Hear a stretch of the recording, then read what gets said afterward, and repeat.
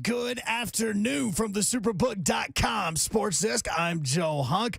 Vols and Titans, as well as MTSU, get that dub over the weekend, but now it is all about the Indianapolis Colts, so it is Colts Hates Week. We'll talk more about Coach Vrabel's press conference coming up here in just a little bit. The NFL has replaced the Pro Bowl. It will be now known as the Pro Bowl Games, and what is going to be happening is they're going to be basically doing skills competitions over the course of the next few days. The Vols have found out that their game against LSU in Death Valley, it'll be a morning kick, 11 a.m. For all your foundation repair and waterproofing needs, you need to visit USSTN.com. Breaking news at once in your home for the Vols, the flagship station for your Tennessee Titans, and home to 3HL. This is 104.5 The Zone.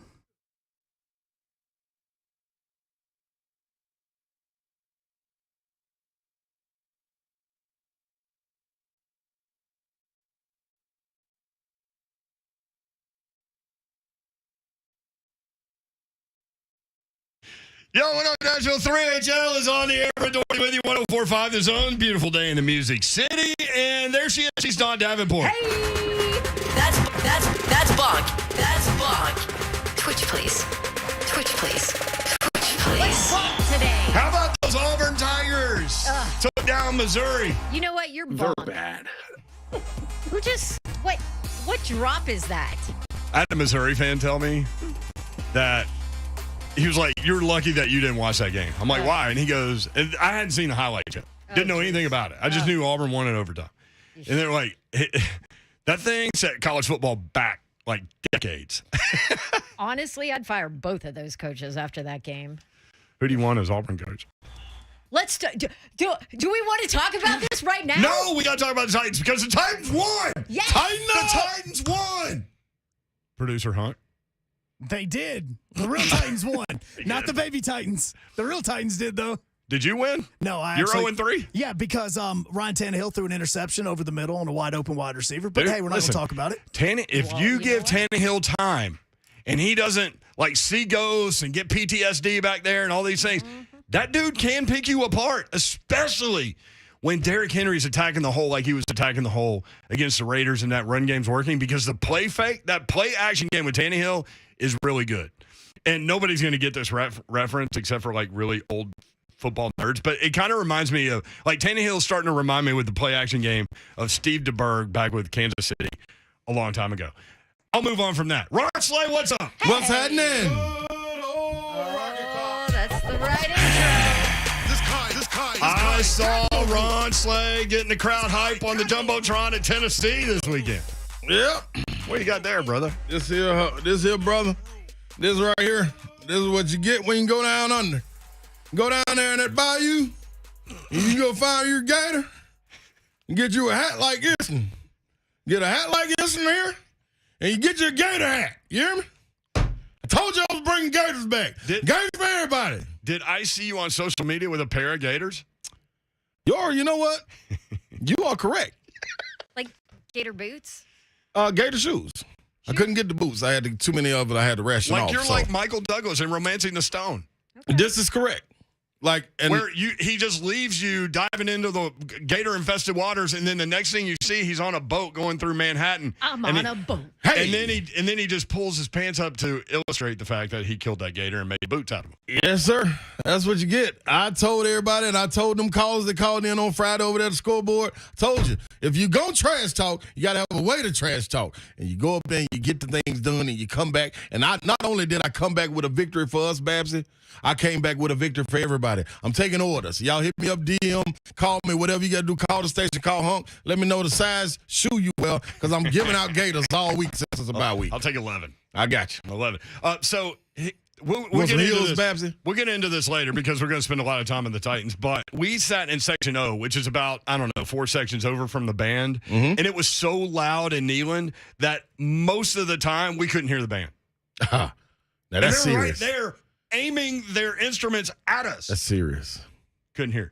deafening. It was crazy. I haven't gone back to watch the TV tape yet. I can't wait to do that, but I forgot to DVR it. But they're replaying the game on Wednesday morning at 10:30. Oh, there you go. DVR I set. know what you guys for are that. going to be doing. I'm Dundee Slay. But that was Thank you, a sir. quarterback battle for the ages. And They both got down. man, and credit, like I thought Billy Napier made some bonehead coaching decisions in that game that probably cost them the game. Mm-hmm. Or could have cost them the game. Right. But I think as a whole, in terms of culture, Florida never quit, dude. They were fighting till the end. Can I say this? Yes, you may. Anthony Richardson, impressed. Dog.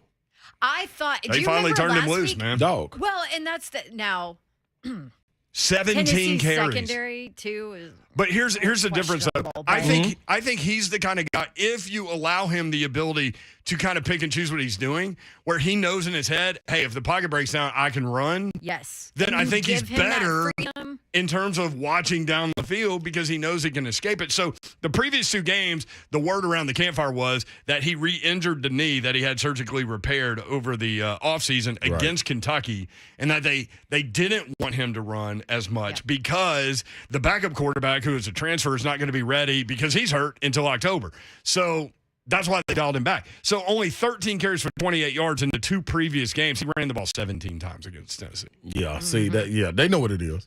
If you want to compete, you got to let that dog loose, and he is a dog, a dog. So it's gonna be interesting to see what they do going forward. And I talked last week about how I felt like watching him, like watching the previous game, I felt like he couldn't see the field. Like his vision was terrible, and I thought it was just a complete 180 this week. And maybe part of it is that freedom. I don't know.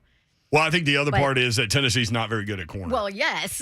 Yeah, there's Like a I lot of said, cushion. There's a lot of cushion. There's some issues big time Tennessee defensively, but I also think that's a unit that probably couldn't have done that last year. Yeah, without question. And when you talk about fighting, like that's what they continue to do. And I mean, this isn't anything new. Like this is what we've known since last year. Actually, Babsy pointed out it when she did the Kentucky game. Like at some point, man, they got to get a stop. They just somehow seem to find a way to get a stop, whether it be the defensive line that bails the secondary out. Big O putting his hand in there, punching out that fumble. That was humongous, and Jeremy Banks recovering that fumble. If that doesn't happen, it's almost like, darn, who stops who first? But they got it and never relinquished the lead, so it was on. Yeah, it was almost like I'll use a tennis reference that only a small percentage of our audience will get, but it's almost like in tennis where you get a break of serve. That was kind of how that thing was going. Like the offenses were moving the ball so easily, but Billy Napier goes for it early, doesn't make it, could have kicked the field goal. That's 3 points. Then, and we'll get into all this later, but the decision to go for two. You were down 17, you score, you go for two. Why? You kick the extra point, and then you score again and kick the extra point. Then you're down 3 when you get the onside kick, and you're trying to send that game into overtime. And then what happens? Who the hell knows, right? So I just thought that was interesting. So now the Vols are ranked 8th in the country. It's the highest ranking for Tennessee since October of 2006. Florida is 0-2 in the SEC for the first time since 1986, which is 36 years ago. And Billy Napier is the first Florida coach to lose both the Kentucky and Tennessee game in the same season since Bob Woodruff in 1955. So a couple of nuggets there. MTSU. Big win. Big win. You down. Yeah. Is what they were saying. They go down to Miami, 25.5-point underdogs. And as Rick Stockstill said after the game, that was a butt kicking from the opening kickoff, which I loved him saying that. But here's the thing. This is special for Coach Stockstill, number one, for his guys, his program, but also because he played at Florida State. Yes. Yeah. And I don't know if you saw his old school picture floating around social media of him quarterbacking at FSU. Yeah. Oh, yeah. FSU fans put that out there, went and dug it up, and it was all over Twitter after their win. Miami paid Middle Tennessee $1.5 million to go down there and beat them, and they gave them $40,000 in travel expenses. Boom. That's what it's about. I mean, that's what I call a hell of a business decision. That's what it's there. about right there. Yep, MTSU against UT San Antonio Friday night this week over at Floyd Stadium, and they are retiring Kevin Byard's jersey. Only the second one in MTSU history. Can I also bring up the fact that 2 weeks ago we had 2 separate callers call and want Rick Stockstill to be fired? Yep. 3-0 since gone. then. Struggled against. And by the way, JMU's a pretty damn good football They're team. undefeated. They just beat App State. Yeah. And App State should have beat North Carolina. You're absolutely right. So, first win over a top 25 team in MTSU history. And they are now 3-0 all time against Miami, which is one of the most unbelievable stats ever. Well, So, congrats to the Blue Raiders. Also, 3-0. Kevin Austin Bass threw P. that out there, too. What Austin did I P. say, too, when that caller called, the one that we actually talked to, talking about fire Rick Stockstill? I'm like, he always has his team ready to play for a big game, Yep. and they always end up knocking off somebody on their schedule. They shouldn't. Austin P took out Eastern Kentucky in a top 25 FCS matchup, 31-20. Congrats to the Govs. They ran the ball for 322 yards and 3 touchdowns. Austin P is 4-1. They the play rock. at Central Arkansas at 4:00 on Saturday. And then while we're here, TSU hosting Lane College in the whole Saturday. They were off this weekend. It is the John Merritt Classic. First 1,000 people through get something. I forget what it is. Shakers? Maybe? Probably. I don't know. I'll be there, though, maybe. Beer? It's a bye week for me. I'll wear my Gators and my hat, I'm if that's accepted. I might wear a Tennessee logo all week. Is that obnoxious of me? No, it seems like it's a Nah, bye week. You're an alum. Yeah. But also, if you're on Zone TV, you can see what else I've got on. Oh, a little Hey, middle. you look back-to-back right there. Tennessee, middle. Yeah. So Back-to-back we're bullet. excited about that. Titans beat the Raiders. Yes, sir. Now you've got the Colts coming up. And this is what we talked about last week. If you can get this win Sunday, you've got the Colts coming up 2 of the next 3 weeks. You know, Go Vols. How? Hey, thanks, Babs. That was random. How big was that win for the Titans? What went well? We'll break it down if you want in. 615-737-1045.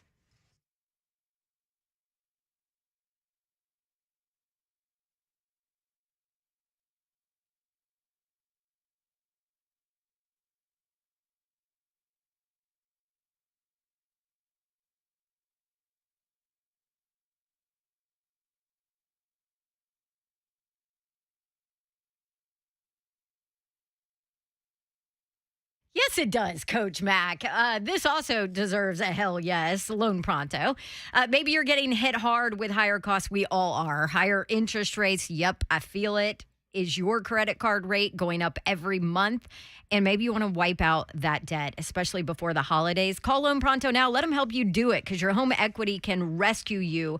We know your home value is still up, and there's a ton of cash that you can get out now. Loan Pronto specializes in zero-cost cash out home refis. Tens of thousands of dollars can be yours in as little as 2 weeks, thanks to your home.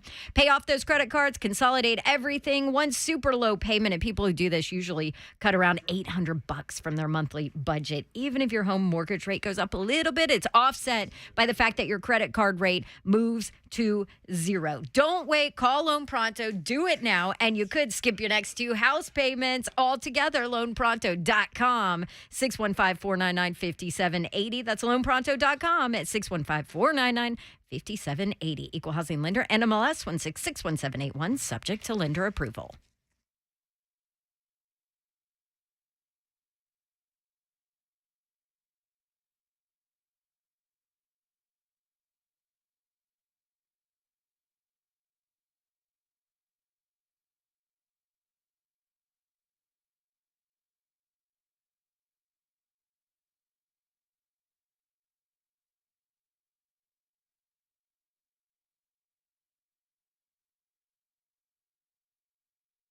What's happening, good people? You know what it is? It's Famous Dave's. That's what I'm talking to you about. You need to go get something to wipe your mouth right now and get your bill, because if you're going down to the Hermitage location, Smyrna location, or the Franklin location, those are necessities because the sauce will be dripping from the ribs that you'll be tasting. Featuring discounts on burgers, a fan favorite. I like to say a slave favorite because it's a feast for 2. And the smoking sandwiches and the Southside rib tips. Monday, Tuesday, Wednesday, and Thursday. You can catch those anytime. And don't forget, if you went to Knoxville and caught the big game this week, you could have slid in the location at 208, Advantage Drive, and, got you some little Famous Days before you went on down there and ate some gator. But outside of that, make your meal even more Famous with happy hour specials at Famous Dave's. Stop in Monday through Friday from 3 to 6.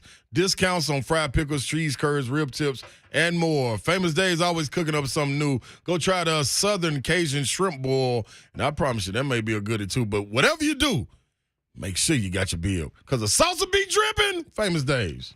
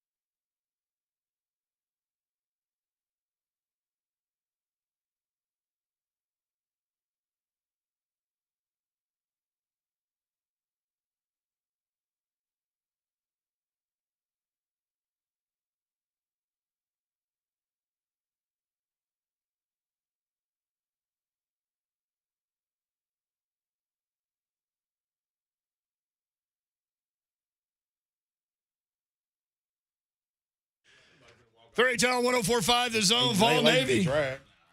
Slay was down there with him, down at Calhoun's on the river. Most definitely was, man. Had a ball with the good people. I feel like my voice is kind of strained coming back from Knoxville on Saturday. Well, guess what you did? What did I do? You should be glad because you contributed to the noise. I will say this. When Tennessee was up by 17 with like 7 minutes to go, this woman behind me, I say woman, she was younger than me, but anyway, she was like, because you end up fist bumping everything, everybody around you when things go right. So like I went to fist bump her and she's like, I'm waiting to see how we blow this. Oh, battered Vols syndrome. Battered Vols so real. She goes, I've seen too many of these things. Yep. Dude. And so when they got the onside kick, she was like, yep, here we go. I mean, and that's what Florida does. It's so Hail Mary to beat Tennessee. I told a man that and a woman that we were standing in the corridor talking, and they were like, man, we might lose this, man. They get this onside kick. I said, hey, man, and they tried to fist bump me. I said, nah, man, I'm not fist bumping nobody that don't believe. Yeah. I know. Like, this team ain't got nothing to do with that, man. So they get the onside kick because that guy said that? Yeah, you know what I'm saying? like Here's what's up, thing. man? Why not be coached to not allow a guy on the kickoff team to run free and not be hit? Yeah, he ran. That was too easy. Plus the kick, that was perfect, too. That was a perfect kick. When did they change the rule? Because I remember, was it Cordell Patterson you can't returned an onside kick for a touchdown? You can't advance it. Yeah. I forgot when they changed it. But that was the other team kicking it. So I guess that's what that was. Oh, yeah. The receiving team can always run it. Okay. Yeah. All right. So anyway, Florida. Tennessee beats Florida. Off this week at LSU, 11 o'clock Central. Game time, you can catch it right here on 104.5 The Zone. You know LSU wanted that night game. Heck yeah. And LSU's got Auburn this week, too. I wonder is that they're going to make – what is Auburn's that? favored. Are they? Mm-hmm. Where they play them? In Auburn? Yeah. Hey, guess what? No, guess what? By what? 2. That's a testament to That's Babs. home field. That's what I was just going to say. That's a testament because they know y'all going to come out there and be rowdy and anything can take place on the plains. You know what? Talk to me. I love that you just Hunk, are you with me here? I love that you just brought that up. Yes. Because even with the debacle that Auburn is right now, and by the way, there was an Auburn beat writer that wrote an opinion piece today that said Auburn is one of the worst football programs in the SEC right now, which I thought was a little dramatic. Yeah. But anyway. He's been saying it for a few weeks. He said it on his podcast earlier. Yeah. It's I mean, that's a little, hey, look at me and my take. Look at my take. Look at my take. I got a take. I don't like your take. I do like him, though. Oh, yeah, he's great. He's a good dude. Who is it? I forget his name. Brian Matthews. Brian. Oh, yeah. Brian Matthews. Yeah, okay. Anyway, so meanwhile, in Oxford, Talk to me, Babs. they're unbeaten, right? Yes, they are. Oh, never mind. LSU's favored by 9.5. Okay, I was going to say, why? That was an off-season line, I guess. I'm wondering what the heck you were talking about. I'm like, Vegas is on crack today. It may have Jump on changed in the last 3 minutes because everybody else is thinking the same thing. Why? Yeah. All right. exactly. Sorry. LSU fan. Okay, so meanwhile, Auburn fans definitely still show up regardless, right? Meanwhile, Ole Miss, Lane Kiffin, undefeated, and he can't get people to come to his games. Listen to what he said today. Coach, obviously you made it a issue this week about getting the fans out there. Talk about how well you were excited about the fans out there. How well you were Were you excited. at the game? Yes. Okay. I must have been in a different one. So, you know, it is what it is. You know, I didn't think looking around, it was very full and obviously at half, but, you know, the students left too. So, you know, when you don't score in the second half of the game, I'm not really up here to, you know, try to motivate the fans. But I got to do a better job motivating our players, and we do that and keep this longest win streak since 1947 or something. Kyle told me at home. Keep that going, then maybe they'll be here next week. So many Maybe I'll subtle be here shots. next week, right? So many subtle shots. But like he's got a good team, and you can't get the fans there, and you can't get the fans to stay, and I you got can't a get the winning fans to streak since the show up. 40s, and y'all still ain't supporting? Y'all ain't even seen nothing like this before at Ole Miss. Yeah. By the way, do you know You know what the what that score of the means? game was? Oh, The final was 35-27. They only won by 8. amen. They had to hold on at the end, too. So, Do you know- hold Ole on. Miss and Kentucky, so they got a top 10 team coming in this week. Hello, I'm trying to start the Lane Kiffin to Auburn Oh, talk right now. Get it He's going, not Babs. happy with his Get it going, fans. Babs. Get it Yeah, get it going, Babs. Yeah. Might as well. Hey, That'd be Guess his, what? I'm on Lane that train. Kiffin, Auburn. won't leave at half. They'll be there the whole time, Kiff. I think his third SEC job. Hey, man. Hey, I told y'all, you did. that man. You said it's going to be hard to recruit It is, there man. at the elite level. It is, man. And that's not saying you won't go find you an A.J. Brown or a Mingo or somebody like that. But you can't have just one of those guys anymore in the SEC. Yeah, Hugh to Freeze make had an that impact. one class. Yeah. And then, I mean, that's. Yeah. You got, like, dude, you got to go get a class, not a student.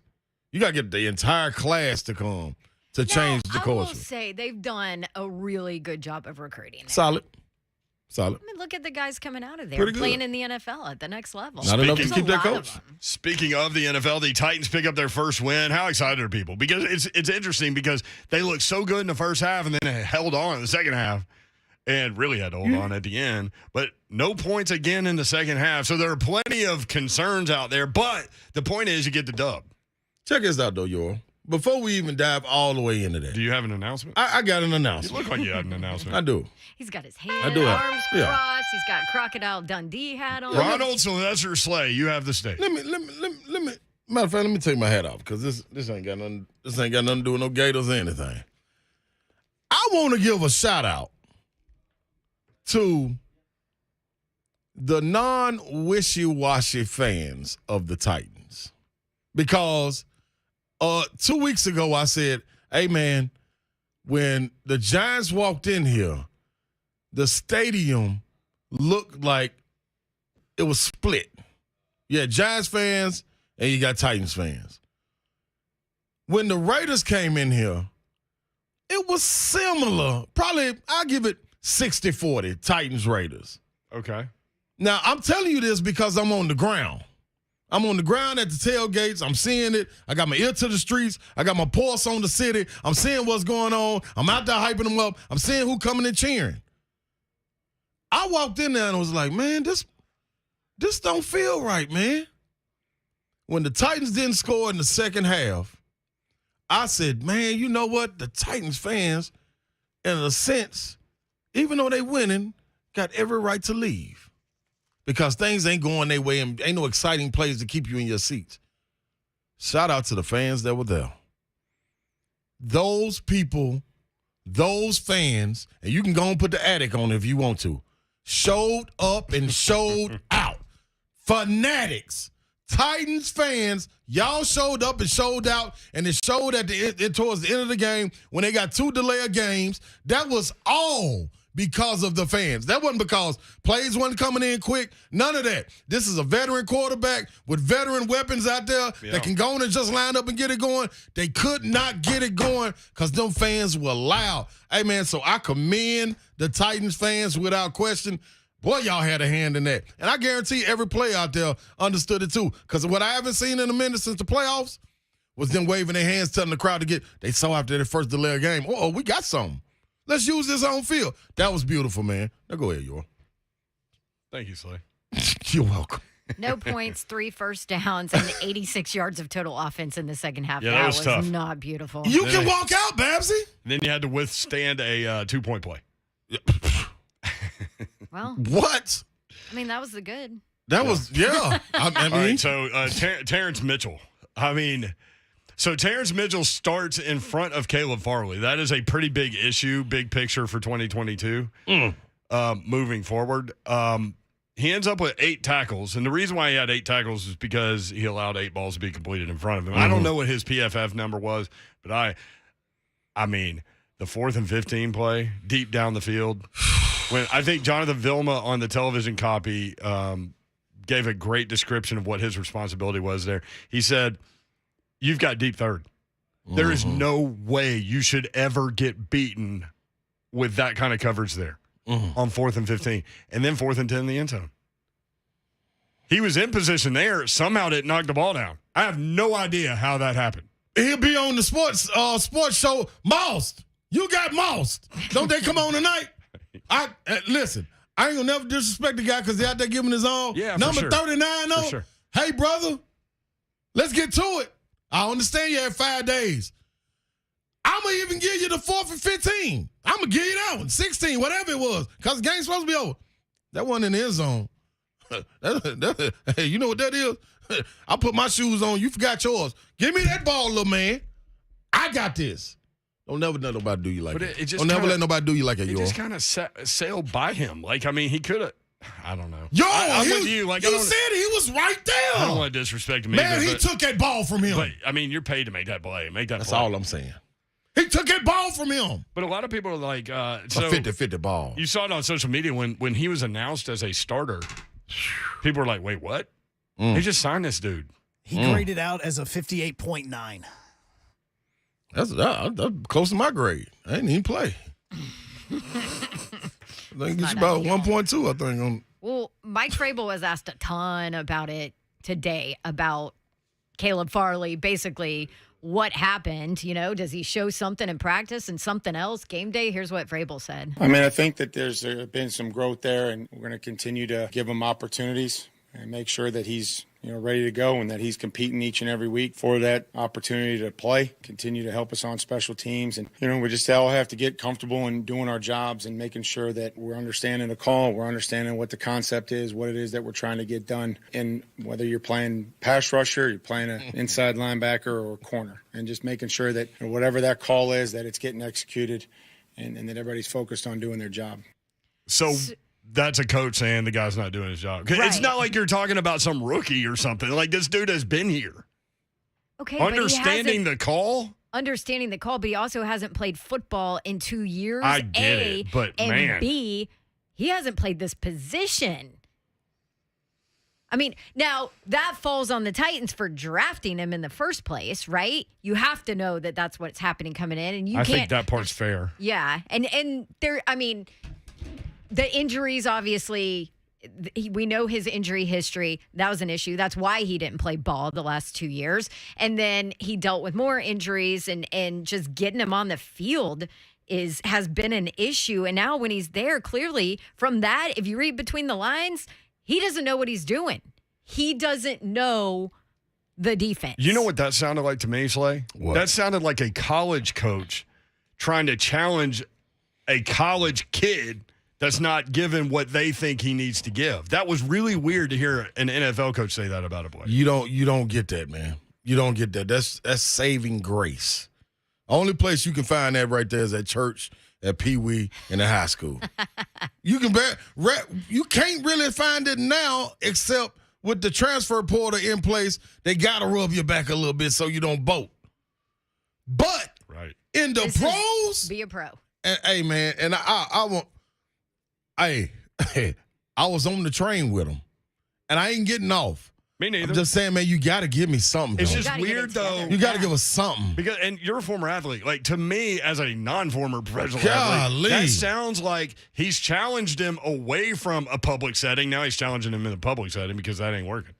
Well, and Vrabes also talked about this because somebody said, okay, well, then what did you want from that position in this game? And this probably backs all this up. Just an overall understanding. We don't have that many reps. Wednesday was a walkthrough, but, there's certainly things that we will look for is the ability to be able to match up, be able to understand what the zone coverage responsibilities are, the ability to play the correct leverage. And those are all things that we look for. He used understand twice in that, 15-second soundbite. Yeah, this is alarming, man. In terms of big picture, this defense, like when everybody's kind of analyzing this thing and what it looks like in 2022, the assessment is based on partly Caleb Farley being a player. Yeah, and being able to step in. Now, there's some dude that gets signed from his job. Wednesday that's giving up 4th and 15s and touchdowns late, and like, what in the world? See, and I almost think it becomes a bigger situation than just the understanding, because when you tell someone we need you to understand, that means if you understand, that means you can give it back to me. You can go out there and transfer everything I've given you to the field of play, wherever that is. Or, listen, man, it's no bigger sign or no bigger knock on the door until you see someone come in to take your spot. Yeah. I done been on that because of injury and rush back and be like, hey, man, I got to push through this. Hey, You told that story about that guy getting called in and he walked in the gym and you knew him. Yeah. And you're like, hey, man, what are you doing here? I just dislocated my thumb. Like, it's like, I can't even feel it. Man, y'all better tape this up. Mr. Man ain't coming to get my spot. That ain't got nothing to do with understanding gameplay. Yeah. I understand what it is. Plus I can see it. Plus, you were friends with the guy. Yeah, like I know him. Like I didn't fly you over here.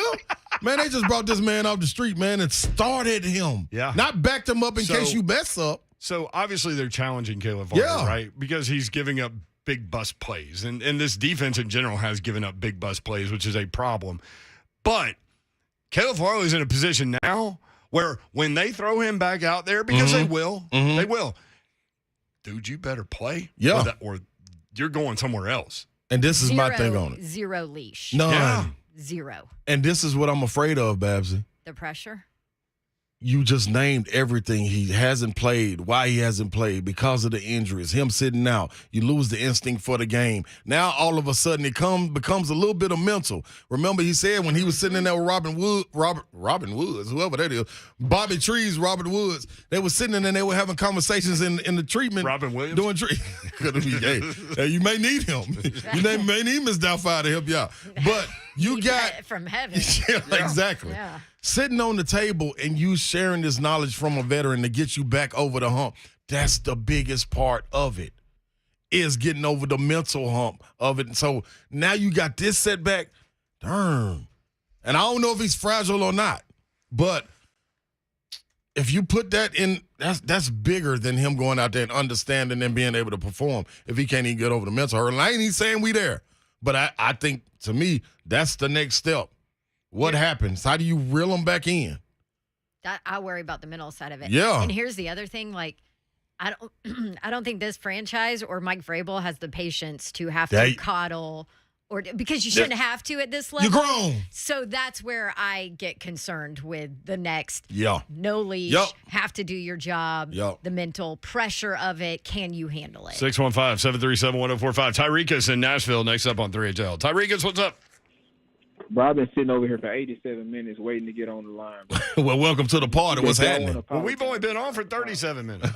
Man, bro, I hung up, then I got back on again, but y'all never okay, it don't even matter. Yeah, hurry up and come on and talk to us. That ain't no good start right there, brother. You got to go on, let's pop. Look, just listen. So my thing is, when we kicked the ball off to the Raiders, man, one of the guy touched the ball outside of the end zone. Then he picked up the ball in the end zone and kneeled it. Was that supposed to be a safety? Because we on our Rated Off fan page arguing over there, because I think it was supposed to be a safety. And can y'all not hang up? Because I ain't got no radio about me. Yeah, we got you, Tyrekus. Listen, man, number one, lots of people call. We got to give our opinion. That's our job, number one. So we appreciate you calling, but sometimes you will have to wait. It's unfortunate. I know. Anyway, the way I understand that call is, and it may be different in college football and the NFL because there are rules that overlap like that, but if the ball is touched and goes into the end zone on its own accord after being touched, then you can down it. Yeah. Savage said he didn't have possession of it. Right. So if you possess the ball at some point, then you can't go in. Yep. Yeah, that's the way I understand. Tyreek, hey man, quit arguing with them people on the Raiders board. What are you doing on that? Get off there. What you doing? You don't want to get in there. Get in YouTube chat. Boy, I bet there's some weird stuff going on in the Raiders board. Oh, man, 0-3. I bet that's a wild place. I bet it's wide open with to the Waller, Raiders board. Jacobs, Adams, Renfro didn't play. Hey, but by the way, everybody's just anointing the AFC West as the best division in football. AFC South went 3-0 against the AFC West this weekend. Interesting. Including your Jaguars. That's why they play the game. I told you. I ain't even saying it no more. I'm going to let everybody else watch. Now, your boy Matt Ryan played well. Yeah, when he wasn't on his back. Apparently, he challenged a bunch of his teammates this week about not giving it their all. Good, Matty. Good. That man ran off the field with his helmet in his hand telling the crowd to come on. I can't wait till the Titans get up out this weekend. And we ain't even hitting on that yet, but I can't wait till they get up. I ain't even got Big Jeff number, and I'm going to still call him. We need to go up there. Call him, man. Let them, man. We will go up there. Can we do a tailgate up there? Hey, somebody get us up there. Because I'll go. We just need a sponsor again? What? That's all. Man, party on. All we really need is gas money and food. Probably a little bit more, huh, Babs? Maybe. A bottle of bourbon or something? Hey, that'll do it. And a driver, then. Pansica. 615-737-1045. All right, when we come back, we're gonna celebrate the Diddy? MTSU a little bit. Yeah, that's right. Oh yeah, Hunk doesn't drink. That's Blue right. Knighted! He just earned a trip to Indy. Yes, he did. By not drinking. Blue Knighted, that's right. MTSU with the big win at Miami. First top 25 win in program history. Rick Stockstill, the coach of the Blue Raiders, joins us next. 3HL.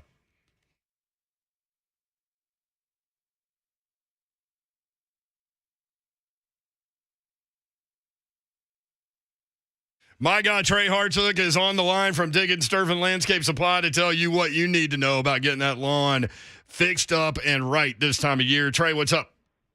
Brent, what's going on, man? Dude, what a great weekend in the Middle Tennessee area, especially for football. I'll tell you what, dude, it's really starting to turn around where it feels like fall outside.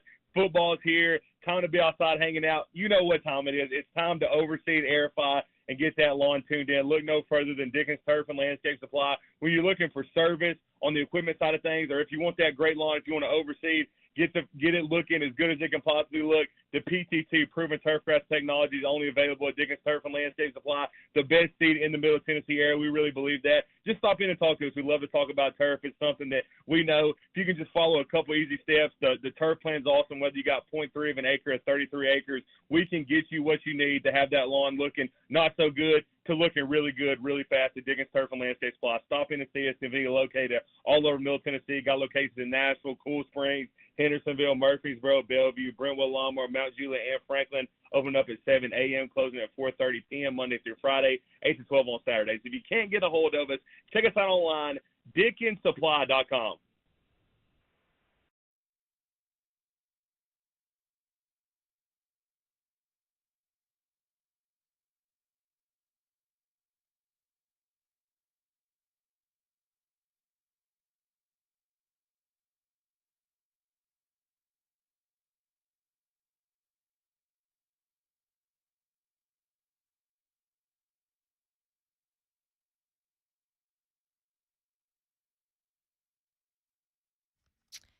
I want to talk to you about beautiful closets and pantries and laundry rooms and home offices and all of them courtesy of Artisan Custom Closets. You want to go check out some of the stuff they do? ARTISAN, customclosets.com. Say goodbye to clutter. Get your free in-home consultation today from Artisan Custom Closets. Maybe you want a beautiful show-stopping closet. You've always dreamed of shoe storage and plenty of hanging areas and drawers to store sweaters. You want to be wowed with a little added lighting for a special touch. How about it? Artisan Custom Closets can do it all, and they can do it within your budget, and it's affordable. Lisa Carlquist is the owner for Artisan Custom Closets, locally owned and manufactured in the USA, right out of Marietta, Georgia. Customer service is what they are great at. I know because they came out and did my garage. So what happened is Danielle, my design consultant, came out, personalized the space to fit my needs, went through all my stuff in my garage, figured out what needed bins and cabinets and hanging area, gave me a 3D plan. I took out a couple of things, added some other things, all within my budget. And you can lay out your options and your costs. And Artisan Custom Closet makes it easy for you to say less to the mess. And we speak of cost here, 10% off if you tell them you heard about them from me, Dawn Davenport. If you're a Zone listener, Artisan Custom Closets gives you 10% off. You can ask about financing too, 615-800-2199. Say goodbye to clutter. Get a free in-home consultation, artisancustomclosets.com, 800-2199.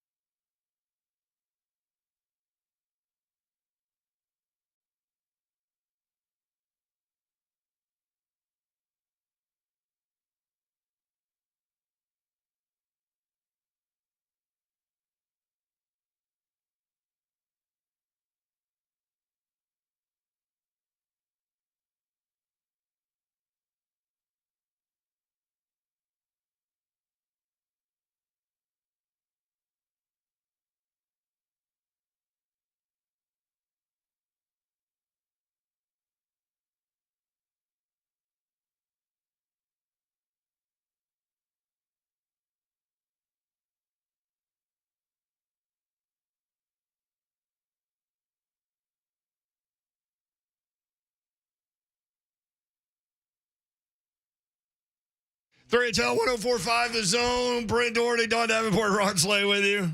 Voice is shaky. It's all right. I was screaming Big for the weekend in Knoxville. It's all right. yeah, big weekend in Miami too. Middle Tennessee with the win over the U. Coach Stockstill joins us now. Coach Stock, how are you, man? What's happening, fellas? Hey. Don, how are you? Hi, good, Coach. How special was that, brother? Phenomenal. Just just the history, tradition of that program. National championships a few years ago and all that stuff. Just the legacy of players that have played there. Yeah. Just playing in that stadium. How pretty it was and everything, and just 26-point dogs, and you go down there and kick their tail, man. It was awesome.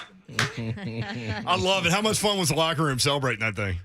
Good. It was good. And I tell players all the time, I said, you're not going to miss practice. You're not going to miss the games.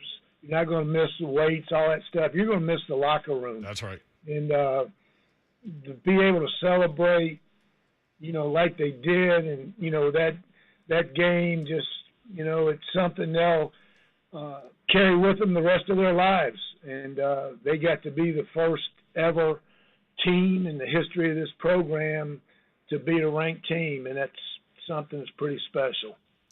Coach, I always talk about you. It just seems like you have a knack in your career. Usually it's once a year at least to prepare a team to win a game that you are not supposed to win. What is it about that preparation and the ability to make your group believe as an underdog that they can get this done that you have figured out? How do you go about it?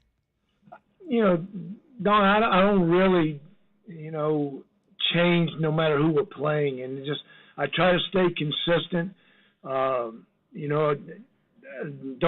get too high, you don't get too low, and when everybody hated us, or hated me that first game, and and you ignore that stuff, and you try to coach your team and the belief that you have in them, and you walk into that room, they know immediately. Players today, they know immediately, if you're, your body language. They, if you're confident, if you really believe in them, or if you're just saying it.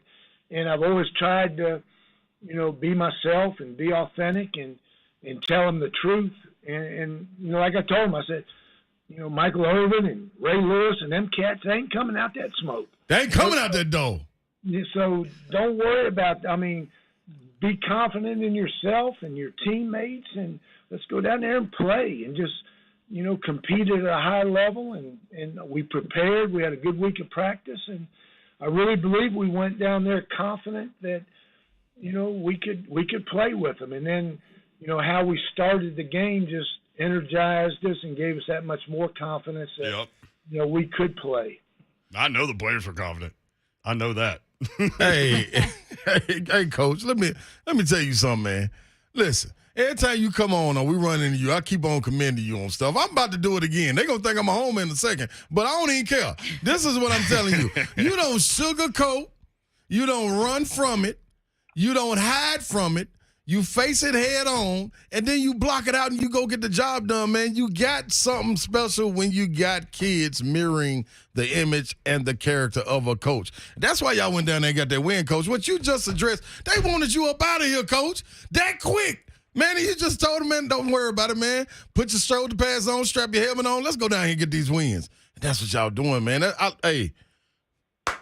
appreciate you, Ron. That's all I'm going to give you, man. Good hand clap, man. I appreciate you. And again, it's just, control what you can control. Yeah. It's cliche-ish and all that stuff. But, I am who I am, and I love these kids. I love this program, and just, I'm so happy for them that they got an opportunity to experience something that's ain't never been done in the school. Jalen, bring it, Coach. And that's pretty dadgum awesome for these guys to be able to reflect on, when they're our age. Mm-hmm. I mean, it's amazing to see all those chunk plays too, because that works well on these highlight shows that love showing your highlights. But 98, 89, 69, like you had all these chunk plays that went for scores. Did you see that on film going in? Like, was that part of the game plan to take these shots? Yeah, we thought we could run with them, and then we got in the game and we said we can run better than them, and so that was a plan going in and everything, and everybody's talking about that, but I talked all week about we needed to be the tougher team, physically and mentally, and to me, what's not getting enough, talked about is we stopped them. Now we're talking about the mighty Blue Raiders and the mighty Hurricanes. Mm-hmm. We stopped them on the 6-yard line. We stopped them on the 2-yard line. Yeah. 2 goal line stands, we stopped them down there. They ran for 194 yards against Texas A&M, the number whatever team in the country Mm-hmm. they were. They ran for 68 against us. They averaged 1.6 yards per carry. They gave us 1.5 million, but they got 1.6 yards per carry. But, I don't know where that came from. Hey, I'll tell you where it came from, Coach. It came from your soul. Hell, you talking about? It came from your soul, Coach. You couldn't stop that if you wanted to. You ain't doing nothing but giving them facts. That's what you're doing. You're giving them people facts, man. This ain't nothing you planning on doing. You ain't planning on doing this, Coach. This is what you did. That also came from that FSU blood, probably. Yeah, it means something different. Let's go. Don, the guy asked me afterwards about that. I said at the time, I told him that. I said, no, I'm all Middle Tennessee. I had my buddies and pals, all that stuff call me. But there was a piece of me that was still a little bit of garnet and gold that I was glad that we got them. Yeah, for sure. Because it's been a while. But, no, it was – I'm just – the toughness part. And then the second half, where we – and I don't know if you guys saw it or not, but, we get a stop and they review it. We get a fumble in the end zone and they review it, and everything's overturned. And, you could look at it as, woe is me, we're not going – we're not getting any breaks, all that kind of stuff. But we never flinched, and that's the mental toughness part of it that we had to have, and we did. And so, to me, and that's why I said after the game, we were tougher than them. And it wasn't trying, being boastful or anything like that. When you stop them from running the ball like we did and overcome the things we did, we had a tough team out there Friday, Saturday night. It's not boastful if it's true, right? MTSU with the 45. That's right. MTSU with the 45-31 win at Miami. And we need to point out, Zaylin Wood, defensive tackle, named the National Defensive Player of the Week. Hello. By the Walter Camp Football Foundation. A sophomore recorded a career-best 2 sacks to go with 2 tackles for a loss, a fumble recovery, an interception that he returned 15 yards for a touchdown. Big day for him and your defense in general. You mentioned the 4th down play on the 2-yard line. There were 2 open receivers there. Corner comes off the deep element to that pass route and attacks where the ball goes and stops it, and that sets up the 98-yard touchdown. It's little things like that, guys going off schedule a little bit just to make a play. Yeah, and players play. As a coach, you always talk about, somebody's got to make a play, da-da-da-da-da, all that stuff. But those guys did, Chase made plays throwing the ball. Oh, my gosh. Made plays catching. The pressure that we put on that quarterback, and just it was a really great team effort. We played good in the kicking game except 2 plays. The last 2 kickoffs, they ran one back, and then, the one we sky kicked and they ran it back to the 50. Other than that, we played good in the kicking game, so I'm just, again, man, I'm just proud of our guys and happy for them. And it was just a heck of an accomplishment. And I say it all the time. When people say you can't do something, no matter what business you're in, you can't make that sale, you can't do this, and you do it, that makes you feel so much better. Yes, it does. At Coach Stock on Twitter. Stock will be out there on Friday in advance of the UT San Antonio game, and looking forward to that and Kevin Byard getting his jersey retired. That'll be fun. Yeah, it'll be awesome, and I'm happy for KD and the Titans, man. They got that win yesterday, and he got an interception, and that'll be a cool experience for him and being able to be in his family and everything here to retire his jersey. So it's going to be a cool night. Yeah, love it. Thank you, Coach. Appreciate it. And tell Mark Owens, who works as hard as anybody in that business, thank you for connecting us, and we appreciate you. I appreciate y'all. Thanks a lot. Yeah, Mark Owens. I reached out to Mark yesterday. He's in sports information over there last night, and he wrote me back this morning at 6 in the morning. Yeah. And said, yeah, Coach Stock could do 3:45. I'm like, great, let's go. Yeah, and I love that you're working this early because you fit right in with me. Join 104.5 The Zone and 3HL as we broadcast live ahead of the MTSU and the UT San Antonio game in Murfreesboro for Titan safety Kevin Byard's jersey retirement night. That is Friday night. Want some tickets to be there? Sign up online, 1045thezone.com/contest today. More Titans talk when we come back. What in the hell is going on in the second half with the offense? We'll talk about it next. 3HL 1045 The Zone.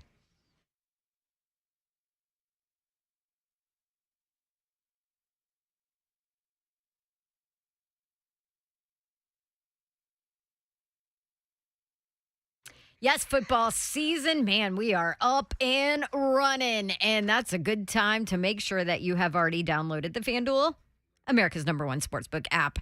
Because right now, new customers, you get a no-sweat first bet up to $1,000. What does that mean? That means free bets back if your first bet does not win. Sign up with promo code DAWN, that is DAWN, and jump in on FanDuel Sportsbook. They have all of your favorite bets, point spreads, player props, money line, whatever you want to jump into.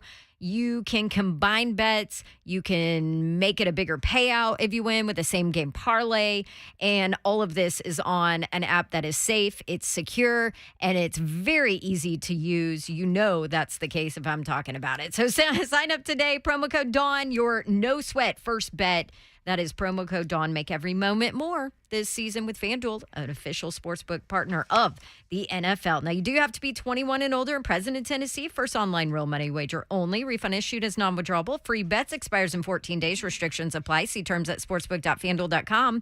Gambling problem? Tennessee Redline, 1-800-889-9789.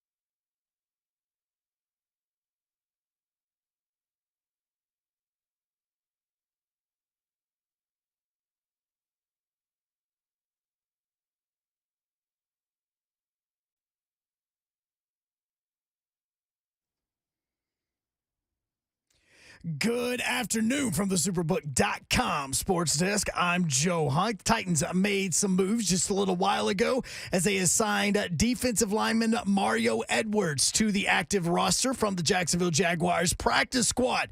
Edwards played last year in Chicago for the Bears. He had 2 sacks and 8 tackles through 12 games. The Titans have also announced that they have waived outside linebacker Derek Tuska. The Vols have found out that they are going to be playing at 11 a.m. in Baton Rouge, so no nighttime in Death Valley. And the NFL has announced the Pro Bowl is no more, and it will now be the Pro Bowl games, which will showcase football players and non-football skills competitions over the course of several days. There'll be some skill competitions, but let's be honest. For all your foundation repair and waterproofing needs, you need to visit USSTN.com. Breaking news at once, and your home for the Vols, the flagship station for your Tennessee Titans, and home to 3HL. This is 104.5 The Zone.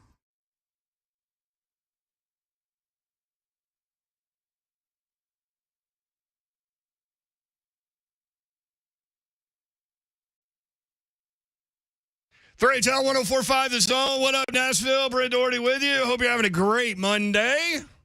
I love Mondays. Is that weird of me? I like Mondays when Hunk turns my mic on. I also like Mondays when we're talking about W's, right? W's, wins. I'm kind of weird in that I just like talking about it no matter what happens. Well, yeah. I mean, I'd prefer to talk about a W, especially when there have been 2 L's. Correct. And especially when you're playing the Colts this weekend. Correct. Because Ron Slay, as we get moving toward the end of the week, you better be going crazy about this Colts thing. Good old Rocket Top. This kind. I don't know how much crazy This kind got no room. Slay has in him. No room. Did There was Tennessee, a Florida, whole lot this weekend. did Tennessee, Well Florida done. take something out of you? No, not at all. How much did you sleep all weekend? 4 hours. Like all total? weekend, All yes. weekend. Friday, Saturday night? Oh, Friday night I got 8 hours. Friday night, hours Saturday counting night, Friday. And Sunday Sunday. night, yeah. How many cigars you smoke? Only one. See, I don't, you know this about me. I don't smoke that many cigars. I will on a golf course with you sometimes. But I was with my boy Brad Lampley up at Circle Park. By the way, Lamp. Circle Park has turned That's into low-key like one of That's the it. great tailgate spots in the country. That's I it. think. That's the it spot. Okay, for people that have no idea what you're talking about. Circle Park in Knoxville, where the torchbearer torch, is, where they start the Vol Walk as you go down toward the stadium, right in front of the communications building, where I spent a lot of my time when I was on campus. Yeah, they've tented it all up, so you can rent space. I think now there's a waiting list, but anyway, you could rent a tent. Serious. You could have a TV put in it. You can cater it. You can do all these things, and it's turned into, like, I'm serious, one of the best tailgating venues I've ever been to. It's the it place. But so anyway, I was with my boy Brad Lampley, and he was like, "You want a cigar?" I'm like, "Well, hell yeah, Victory Cigar." Yeah. Might as well. See, that's what I wanted to do, but man, we was on the move so much. And then when we got up there Friday night, I tried to go to sleep. I didn't get to go to sleep. We probably checked in about 1:15 in the morning. I didn't fall asleep till about 2:30, and my body just automatically woke up at like 6. So no sleep then. Got a Celsius drink, and it was time to get to it. You know what I mean? I don't even know if I ate. I'm just out here just functioning off. That was the problem. Was Libations. Yeah. But I tell you what. I did You have asked some me- gator. They had a whole gator Did that you? they had put on the smoker, See, I and wanna people get were just some. pulling a pinch off the gator. Yeah. And so I pulled a pinch off. It was pretty good. Did you eat it? Oh, It's a yeah. little chewy normally, isn't it? No, it was good. See, I only got shoes. See, it's chewy if you go to one of these stupid restaurants that like sells gator. And I'm sorry about the stupid part of that. But you know, like it's a gimmick thing or whatever, like in Florida. Hey, your nickname's Mayor. What are you doing? I don't know. It was the ball. But you know, the gimmick restaurants are like, oh, you can, like that's a completely different thing. Yeah. This was legit. So 8 total hours in 3 days. Yeah. But I will tell you this. Did it take some out of me? No, it just put more juice into me. So I will be ready. You know, I'm just letting it simmer. I'm trying to. So what I've learned, Yoro, as I become of age, to start talking on radio. What I've done is I try to taper myself, and I was always good at pacing. Oh, okay. I was always good at pacing myself, you know what I'm saying? And when you did the 46-second kickstand? You feel what I'm saying? You just got to be ready for that. So it could have been a minute and a half. Come on, yo. But you were pacing yourself. Talk to me. See, the good thing is what you and Babsy know is I'm always ready. You know what I'm saying? So it ain't like, you know what I mean? I want this slate going to be ready. You know I'm going to be ready. It's just you got to turn the lights on. Let me know when the lights on, and we're going to get busy. Right. But I'm coming out to number 2. Ain't that his number bell? What is he? What is his number bell? Who are you talking neck, about? The long neck bobblehead guy. The guy that was 27 to 37 for 222 and 2 touchdowns? See that right there, that's what they went out to San Francisco for. Against the Chiefs? Yeah, that's what they went out there to California for back in the day, the gold rush. That's fool's gold. See, the people that wasn't out there, that went out there and said, we're going to give up all our land out here in the South. We're going to go out there and go chase that. Yeah. Yeah, you went out there for fool's gold. So here we go. So that's what Jim Irsay got on his plane and went down to Atlanta and got. Yeah. He went down there and got him some fool's gold. Like the Donner Party. See, and now that's why they end up cannibalizing. That's why you got to tie. They eat up into eating each other. Come on now. So what's their record? 1-1-1? Say, don't that sound silly? How silly do that sound? I'm 1-1-1. What? You're not even in the same league we talking about. Come on, man. You either lost or won. You out here playing with Nashville SC, and them my people. You hear me talking? Y'all want me? This where y'all want me? This where y'all want me? I'm ready. Let's roll. Let's get into it. You just start the moped, turn it to a Harley. Go Vols. Go Vols. See what I'm saying? 615. Tighten up. 737-1045. Stock's getting a lot of compliments for that interview. Here's the thing about Stock that I think if y'all have heard him on our show from time to time, that dude is as real as it gets. Yes. And that line about they gave us $1.5 million, we gave them 1.6 yards per carry. That's so good. I mean, that's the best coach line of the weekend. Find me one better than that. You know where you had to go? Into the Encyclopedia of Savagery. That's what he just went to. Mm-hmm. Whatever page that's on, that's where he just went and found that quote at. Because that wasn't nothing but savage. The man had to catch himself and say, I don't know where that came from. I do. Me. Call on me, Teach. I know. I read from that book. That's the book of savagery. That's where he got that from. You ain't heard nobody feel a stop. You keep doing you. If you miss the conversation, this is what he said. 2 goal line stands, we stop them down there. They ran for 194 yards against Texas A&M, the number whatever team in the country they were. They ran for 68 against us. They averaged 1.6 yards per carry. They gave us 1.5 million, but they got 1.6 yards per carry. Amen. That's hardcore Amen. stuff right there. I'm talking about, see. That sounds like a coach that's won 3 in a row after hearing that he should be fired after the first loss of the season in the opener. Man, that sounds like that man need to call in on Friday. That's trash talk. 615-737-1045. Sam in the borough. Sam, what's up? That was it. Nothing much. Funny story. I was the one that called in for Stock's throat a couple weeks ago. Sam! that was 3 weeks ago. Sam! Yeah, so I wanted to call, give credit where credit's due. That's you know real. What I'm saying? They went down there and they did their thing. I hope things keep continuing for him. That was a great interview by Stock. Nothing against him as a man. He's a great man. I've met him several times. But, yeah, I just wanted to give credit where credit was due and eat my words a little bit. So, y'all have a great rest of y'all's day. Hey, Sam, Sam, you're a stand-up guy right there. Here's what's happening with this 3HL thing, man. That's it, man. We are, and you guys include, when I say we, I mean us and y'all, are setting up this family thing where we can all run our mouths from time to time about this and that, but we all feel comfortable within the family to call back in and tell everybody when we're wrong. Yeah. I mean, I did it last week. You did it last week? I did it last week. I went down baby. the list of where I was wrong. Yes, you did. Yes, you did. I can't wait to do it. On Monday. I don't want you to on Monday. I don't want you on Monday saying you were wrong about Matt Ryan. Listen to me. Listen to me right now. Listen to me right now. And I mean this with my chest out. You hear me? I'm talking about chest is out. Talk to me. It is. I don't give a damn about no coats. Listen, man, you ain't even got to have no saddle to ride them. You know what I'm talking about? You jump on one of them baby coats and you ride on off. Big Jeff and them, listen, I'm going to tell you this right now. Because we're going to get into it. Just like shaking his head. I'm going to tell you this right now. Listen to me. I'm shaking my head yes because we're about to see this on video here in a couple hours after he says it. Listen this right now. I'm telling you this right now. Better get this offensive line a little bit more credit. Ooh. You know what I'm talking about? And I'm one of them. You said this that type of show? I'm one of them. Offensive line from last week. Yeah. They was on my list.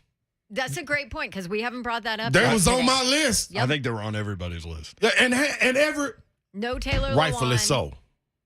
And they look good in the first half. Babsy. Yeah. Them boys gave that young man a clean pocket. Yep. And he did his thing with it. You understand what I'm saying? He ain't that young. He's like 4 years younger than you. Yeah, but at the same time, I'm saying that and also saying, hey, man, be careful. Be careful that they catch the right groove and the dude back there pick his crown up, man. Because I was just about to tell him, I think King Henry need to put that little sock on his dreads and tighten it up a little bit like he did before. King, do you.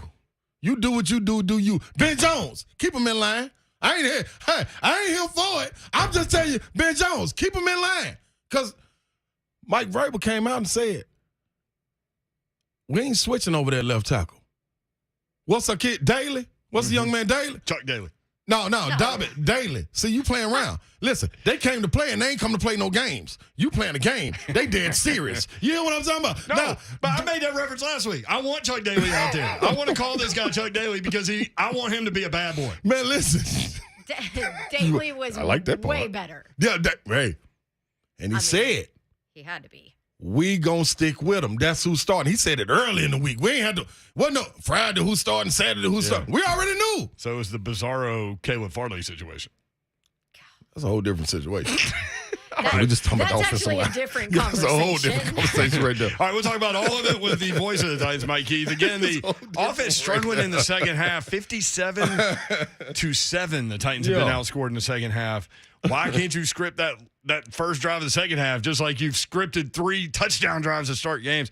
We'll be right back. Mike Keith, voice of the Titans, next on 104.5 The Zone.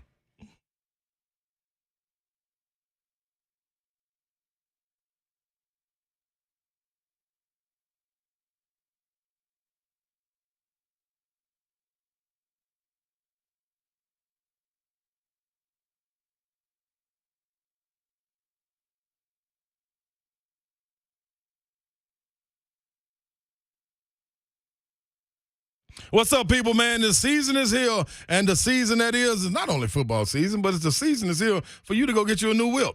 New whip is a car. Whatever you got sitting out there in the driveway, you take that car on down to Music City Autoplex. Let them show you exactly what you need to be in. Your dream car. They're going to match it up. 2430 Gallatin Pike North, just 15 minutes from downtown is where you need to go. Late model trucks, F-150s, all with the trim levels you're looking for. SUVs, cars, sports cars, don't matter, man.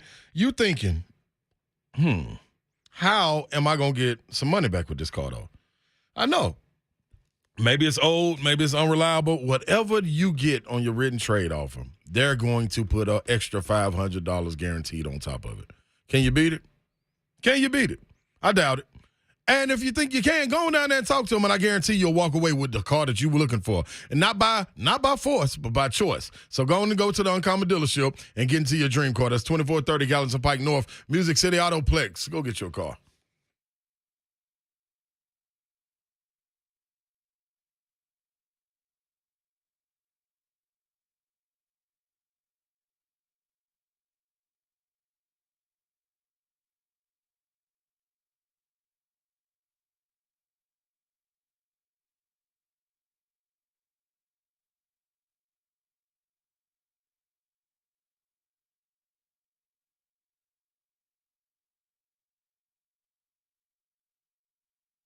Yo, listen here, man. Let me tell you about Superbook Sports. That's what I roll with. That's what I got broke with this past weekend. But don't let that happen to you because you didn't even have to ride with me. But if you ride again, get into the parlay, and this is what you do.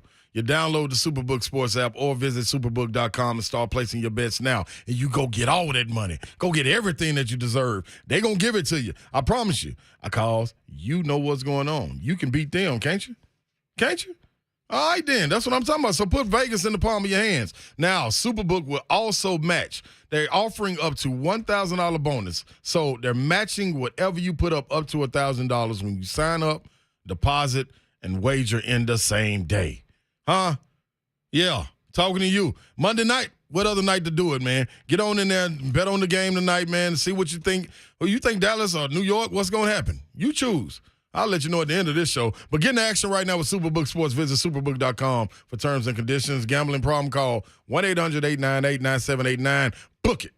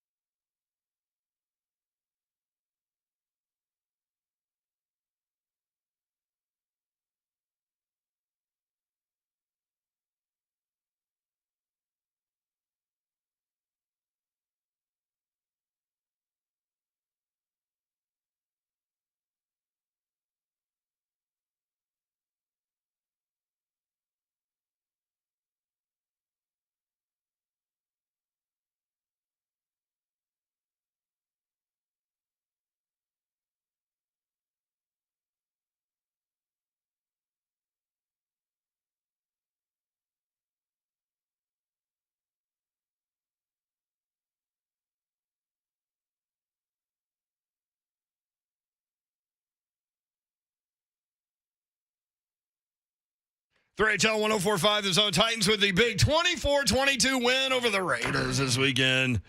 Voice of the Titans, Mike Keith, joins us now. Mike, that was a big one. Needed it. Had to have it, right? That's how it feels. Absolutely. Especially with the Colts coming up 2 of the next 3 weeks. Not that you look ahead, but I thought it was important to get that one and then move on to some of these divisional games. Sure. I mean, no doubt about it, because you understand division games mean 2. You could say it's not a big deal, but it is. And we've been battling at the top for a while. We certainly have a lot of respect for Houston and even more respect probably for Jacksonville at this moment. But, both of us know what it means. We visited earlier today with Matt Taylor, who's the play-by-play guy for the Colts. And, I mean, he came out and said, it's a huge game. And I get it. I get where they're coming from. I know where we are. And I think for both of us, the fact that we're coming off solid wins coming into this game is really a huge lift.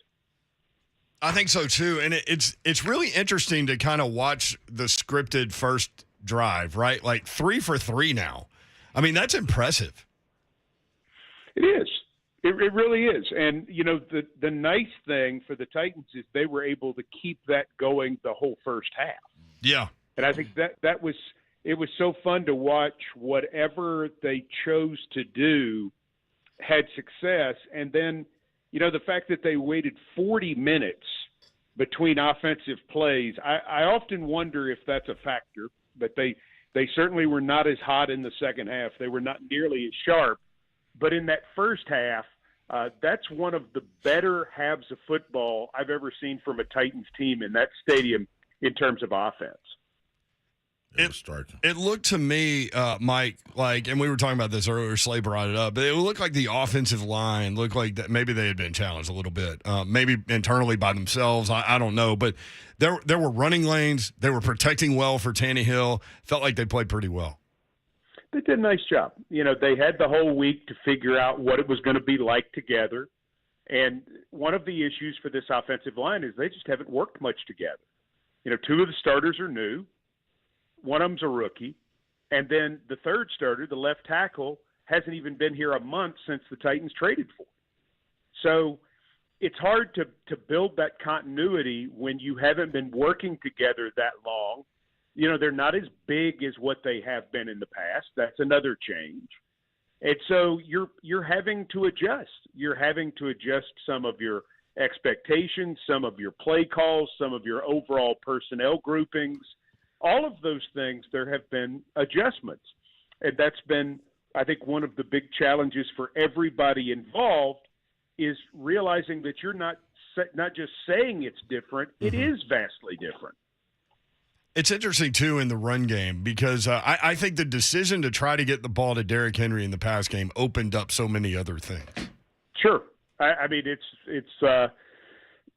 just like anything else in sports. When you make a decision, you're going to get the ball to your best player no matter what and no matter how. They said he is going to touch the ball. This is going to happen. And I think that was a great start to any game plan. I think he knew it was coming to him. I think he had that about him, which was exciting. You could tell that in his countenance when he would pop up from different runs and say, basically, let's go again. You saw that kind of energy out of him moving those piles, too. When it looked like there was 3 yards there, he got 5. When it looked like there were 5 yards, he got 9. Those are the sorts of things that this team is going to need him to do as they completely develop that identity. It's amazing to think about the fact that Kevin Byard has now played 100 games. And it was great to see him get an interception, especially in the end zone where you save a touchdown theoretically. But, Mike, it's amazing to just watch that guy as a field general out there. But that 2-point play where he baited Derek Carr into that throw to make it look like he had been beaten when in reality he was sliding underneath the receiver to knock it away. I just thought was a brilliant place, a brilliant piece of work there by Kevin Byard. Well, and that's what he does. It was really all those guys yesterday. I mean, Jeffrey Simmons had 5 quarterback pressures. Derrick Henry did what we just talked about with 25 touches for nearly 150 yards. Tannehill played his best game of the year. Byard did what Byard does. And in those situations, you need your best players to come through when you're somewhat shorthanded and have your back up against the wall or whatever you want to call it. He did that. And those guys all did that. And Byard especially, I thought, came through, just his overall competitiveness. Even the touchdown pass that Devontae Adams caught, that wasn't bad coverage. He was there. It took a perfect throw and a world-class athlete to make that play. Make it as hard as you can. Do everything you can every moment in competing to make it as hard as you can. And that sets an example for not only the preparation for guys, but when they went back and watched that tape today, they saw what Kevin Byard was doing play in and play out. And I'd say all the guys left that room saying, oh, yeah, that's why he's one of our leaders. Mm-hmm. So important. Mike, I think everybody was a little surprised with Caleb Farley and that decision and obviously the lack of reps for him. What do you think is really going on here? Well, Vrabel said it, I think, pretty clearly. They were going to put the group out there that they felt gave them the best chance to win that ball game for what that matchup was. I don't think that means it's something that's forever. I don't think this is a player that's been written off forever. There's going to come another opportunity for him.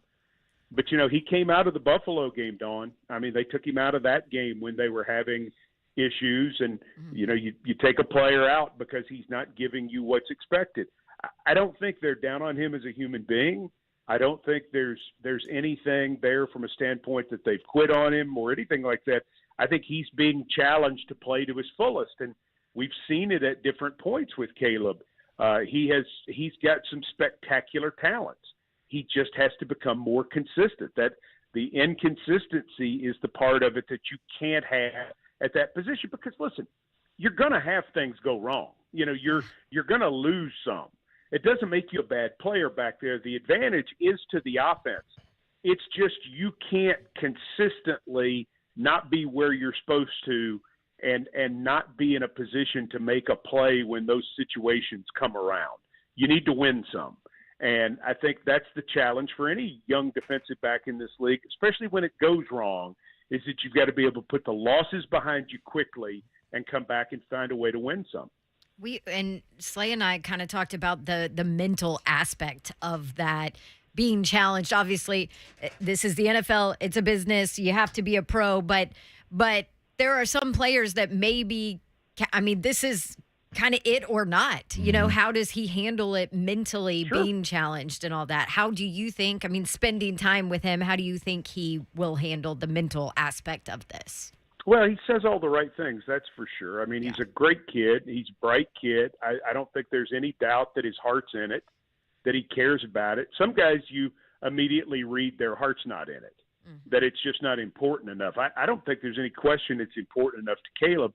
I just think because he's had the ins and outs that he's had, that he just hasn't been able to develop that sort of consistent thing that you need. Again, the consistent thing that you need, which is understanding the failure and coming back from it. McCrary's seen it, McCrary took lumps at Auburn, but he basically had to walk on at Auburn more or less. They were a late offer and really all he had. He's had to fight and had to scrap, and so he's developed that. Malcolm Butler, when he came in here, you would see how he would compete. He's developed that. Jackrabbit Jenkins. All of these guys can find a way to come back, and that's not the easiest thing to do, because when you have those things go on, when you don't have total confidence or whatever it is, and I don't know what all's going on there, but the point being, you have to develop that fiber. And that's sometimes that's a short process for guys, and sometimes it's a little longer. But I'm going to tell you, you ain't giving up on a guy who's nearly 6'3", weighs 205 pounds, and can run like he can. Yeah. You are not giving up on Caleb Farley by any stretch of the imagination. And again, it's not for some off-the-field reason either, like he goes to sleep in meetings or he's plugged in. There will be another chance. But yesterday it was all about winning that game. That was it. And they felt like the people they put on the field gave them the best chance to win that game.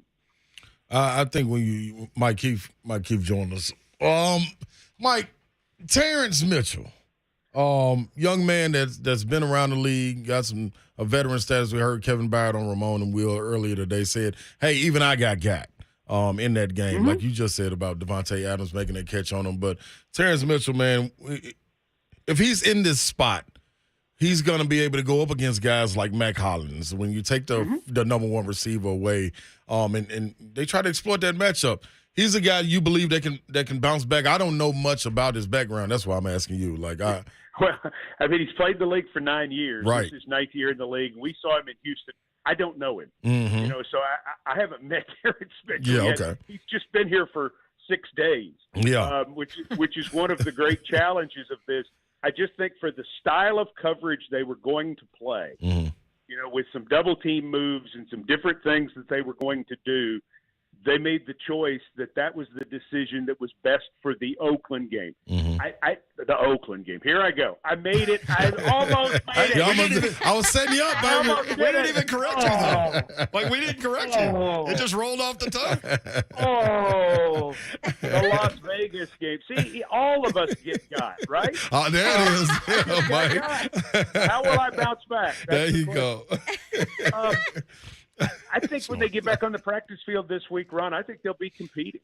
I think there will be straight up competition, and the question becomes too, who do you have that can play the nickel? And that part of it is one of the ones that led to some of these decisions, because the Titans are without Molden right now, who's on IR, who would be a nickel. They're without Ugo Amadi, who's a nickel. They're without an A.J. Moore, who might be able to do some things situationally like that, although I don't think he's the full-time nickel.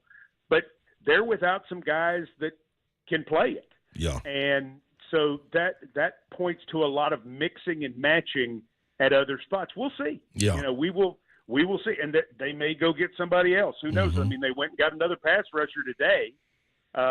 In Mario Edwards, because it was obvious they didn't get enough pass rush. Yeah, and we did hear Kevin Byard say, man, for sure. Well, I see him in the complex today, and I'll speak to him, and I'm sure he'll move on. He's a vet; he'll know how to handle it. But another thing I wanted to ask you, we saw a little bit of the evolution of King Henry last year before getting injured. Catching the ball out of the backfield. You think with the touches decreasing, you think they just come in a different form now, because you got to see him catch that ball in the passing game, and that looked really, really good with King Henry catching it in the passing game. Well, I mean, if you're going to put 8 guys in the box and then you're going to, drop off to try to cover what the Titans do, and he's just in that space, like those dump offs over the middle for 6 or 7 yards, fine, keep feeding him that way. He is not a prototypical third down or receiving back. He was never asked to do it as a kid. Right. He wasn't asked to do it at Alabama. I mean, it's just not something he's done.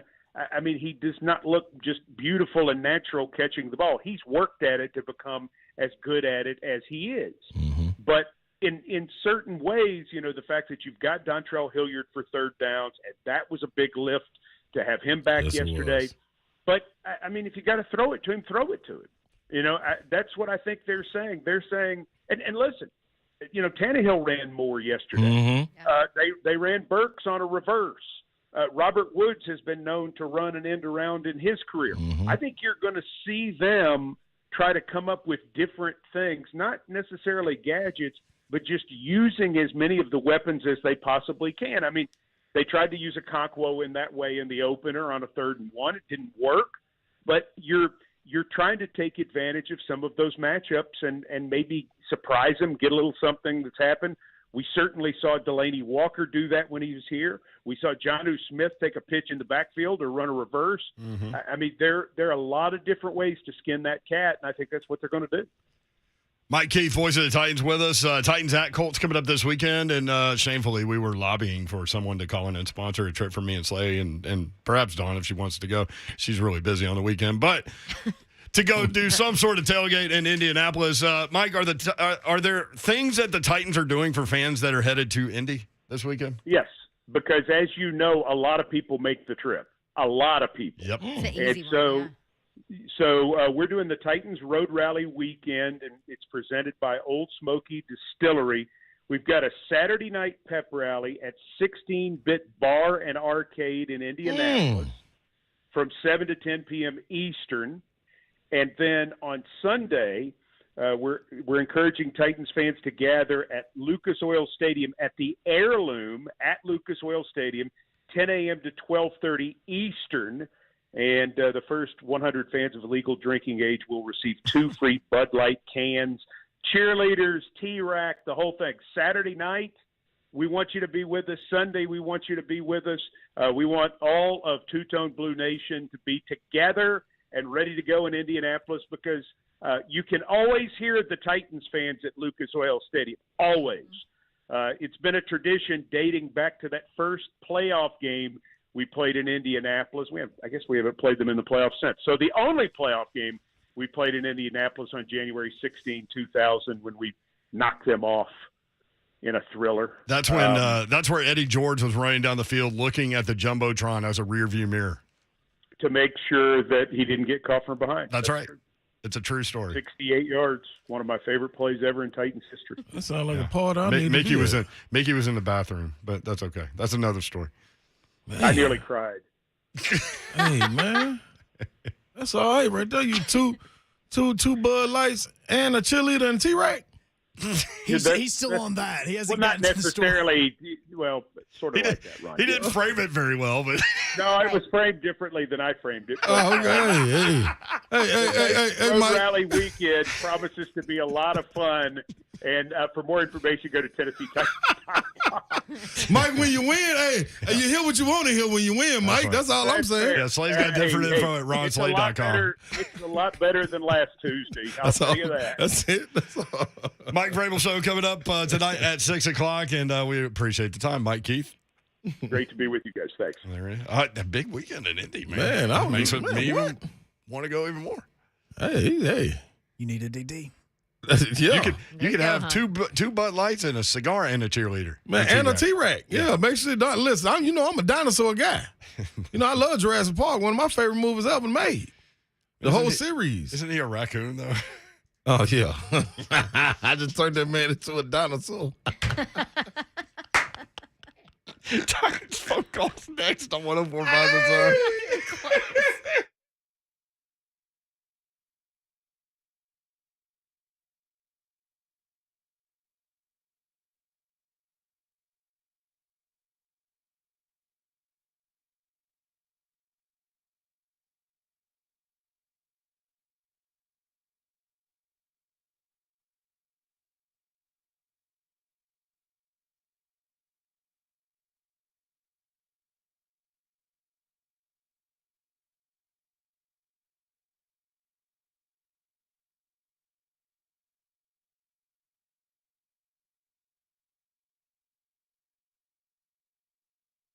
Rates have come down a bit recently, though they're still higher than they were a year ago. But you know what else has gone up? Interest rates on credit cards and HELOCs, so people are getting in debt.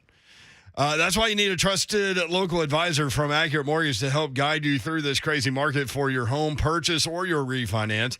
Unlike the big online lenders to Accurate Mortgage, you're not just a number to make a quick buck off of. Accurate will only ever advise a loan that makes complete sense for you financially.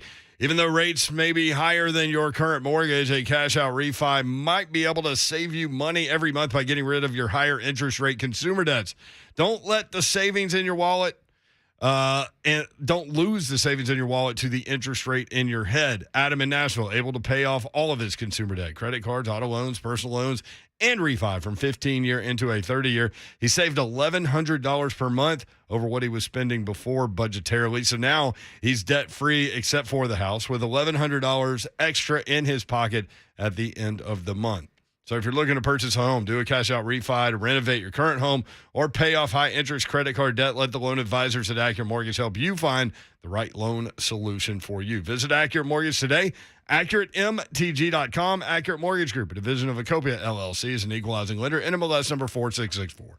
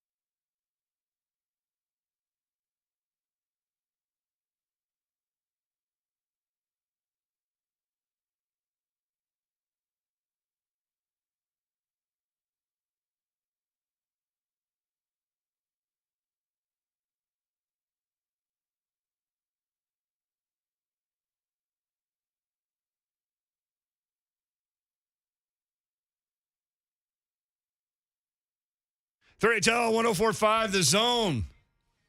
I feel like I'm losing my voice. You think? To me, you ain't did nothing wrong if you are. Happens to me twice a year. You know how the young generation. It does. It does. Although Babsy told me that when I first got there. Last year it didn't happen. No, it did. Yeah, it did. Yeah. Oh, it did? Yeah, it did. Mhm. Yep. But just once, though, not twice. Yeah, just once. Right. Yeah. Yeah. It's allergies. Mm-hmm. You would think, like, all of us down here in Nashville, we live in this basin, right? Like, and allergies are awful. And so people move in from everywhere. And then they're like, what is this allergy problem? And so, like, Dawn never had allergy issues ever until she was pregnant. Ah, And now she has them. and But I've always had them. And I even did, a like, whole lot of other stuff. yeah, a lot of other stuff. And then I did, like, live endorsements for the Vanderbilt Allergy Clinic. So I went over there and did that allergy test where they stick you with 8,000 needles. Yeah. Mm-hmm. And it came back that I was allergic to everything. But I think everybody's allergic to everything, honestly. Yeah, it's Like, just the extent to what you are, right? right. And so, I say that to say this. I was in Neyland Stadium on Saturday. That's why you're losing your voice, let's be honest. Yeah, Usually it's allergy. Did you see I went through all that allergy talk? Yeah. So all that just to say I had fun Saturday night. Yes. And you sat right by the band. Let me so. tell you. You understood the assignment. That's what the young generation say. You understood the assignment. I Good saw job. Ron Slay on the Jumbotron You just rock it out. getting people hyped. There go my dog. My dog about getting down. That I was was for hyped. sure. I love, like, all the renovations. I got to figure out I how to told go you. stand in that party zone I thing told underneath you. that new Jumbotron over on the other side. I told you it looked good, don't it? Yeah. They were able to keep the Is that the south end zone or the north end zone? I always get those mixed up in north, I believe. places. Yeah, the north end zone. But they were able to keep the history of Neyland and spruce it up without losing anything. You know what I'm saying? We like did usually lose. add to it. We and did be like- lose the 102-455 though. I just saw that. It Now was it's what 10 101 something. Yeah, 101. 922 or something like that. Yeah, I saw that. I was like, oh, man. Well, it used to be like 107. Y'all, But that's look, I go back far enough to remember when there wasn't an upper deck on that end zone, Mm-hmm. and they always, like, they would talk about, well, they wanted to have the largest on-campus facility, whatever. But the reason why they didn't do it, they always said that they wanted to be able to see Ayers Hall from the stadium. Well, they got past that. And Right. then, here we sit. Yeah. But yeah, that was interesting. And the other interesting thing for me was there weren't very many Florida fans at all. Yes. Really? No. That's really interesting. Maybe because they 2,000? usually travel That there. was dope. Because usually that's what messes up the checkered also.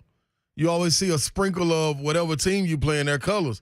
You ain't really see too much blue. And up there in the right corner, it wasn't a lot of blue. That was the first thing my wife said when she turned on the TV. Man, there's not a lot of Florida fans. Yeah, in that crowd." and they travel for it too. Yeah, and I read that they bought 2,500 tickets. Like that was their allotment. Mm-hmm. And maybe that's how many were there. It Probably, looked, yeah. It looked like something like Yeah. that. But it looked like 300 members of that 2,500 were banned.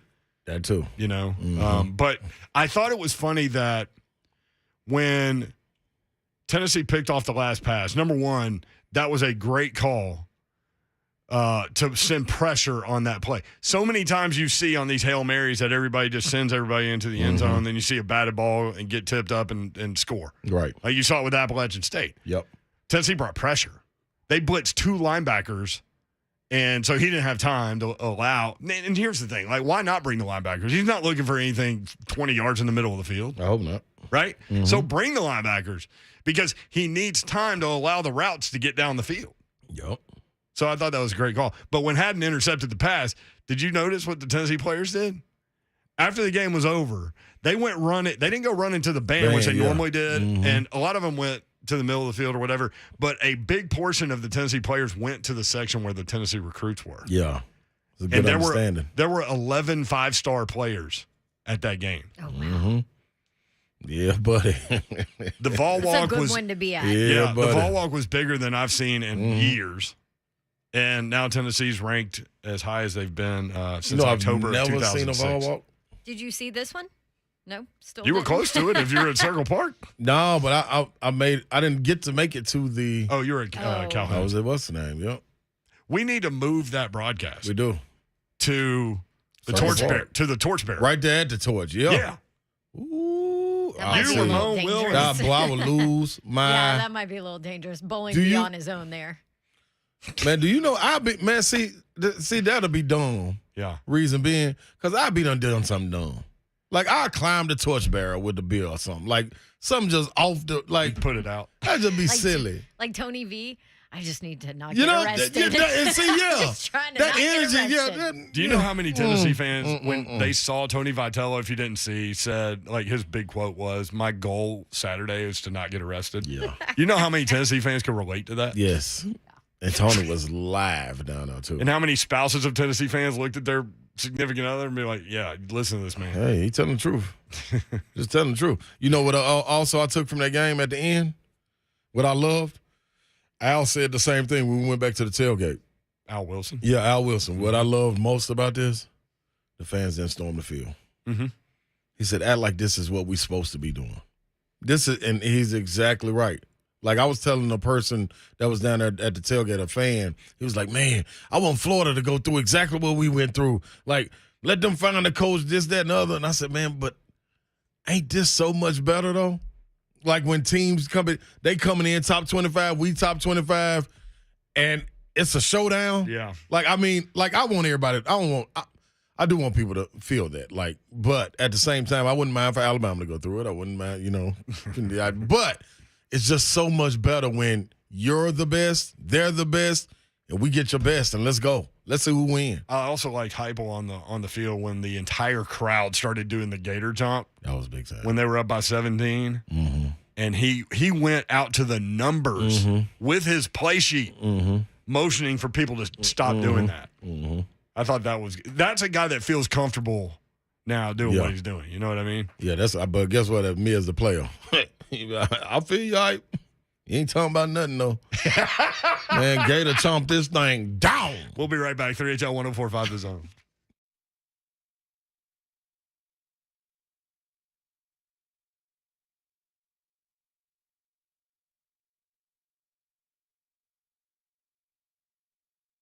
Oh, there you go. Speaking of Monday Night Football, let's do it. One of the things that I love about betting on the NFL is that you can find new player or game props that you like on FanDuel Sportsbook. And what is even cooler on FanDuel Sportsbook is you can combine these props with other bets from the same game and score an even bigger payout. You know, we're talking same game parlay, baby. Perfect for tonight's game right here, actually. Same game parlay is just one of the reasons I bet with FanDuel. So maybe build out your own same game parlay for a little Monday night action.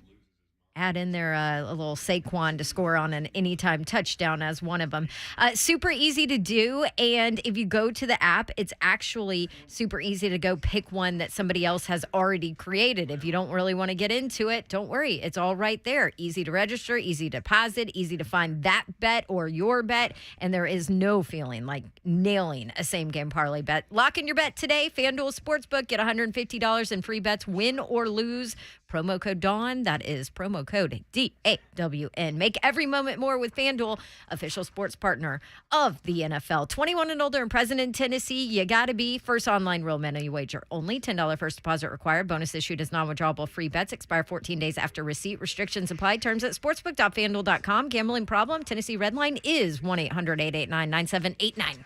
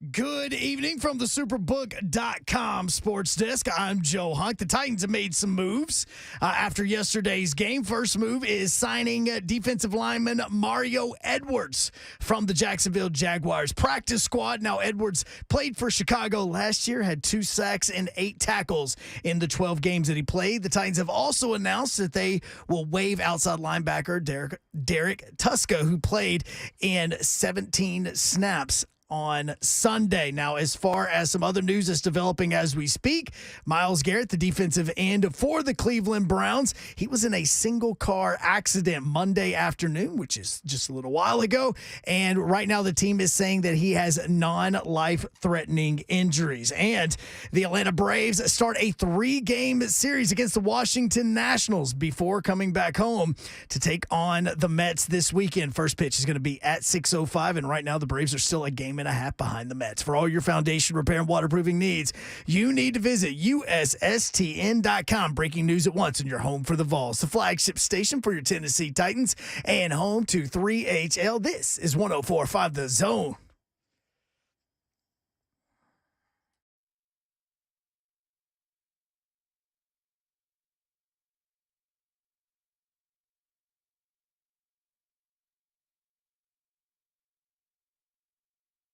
HL 104.5 The Zone. Quick side note, Brady looks awful. I just saw him at the podium. He looks, I said in the break, what's that word? Emaciated?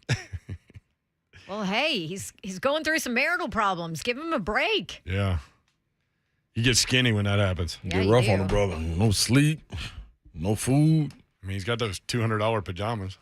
Yeah, that ain't gonna That's work. supposed to help. I saw those in the Under Armour store in Chicago. And I was like, oh, this is cool. Let me see if I can get a Tom Brady body with sleeping in these pajamas. Tom Brady body. And then you saw the price of them. I was like, I'm going to stay in my drawers. Welcome in. This is 3HL 104.5 The Zone. Britt Doherty with you. Dawn Davenport is over there. Hey, Dawn. Hey. That's Bonk. That's Bonk. Twitch, please. Twitch, please. Twitch, please. Auburn Tigers won. Yeah, because a guy dropped the ball going across the goal line. And missed a field goal. I can't believe Chip that. shot. It looked like an extra point. Yeah, it was bad. They're bad. Like, literally, I would have scored and I would have made that field goal.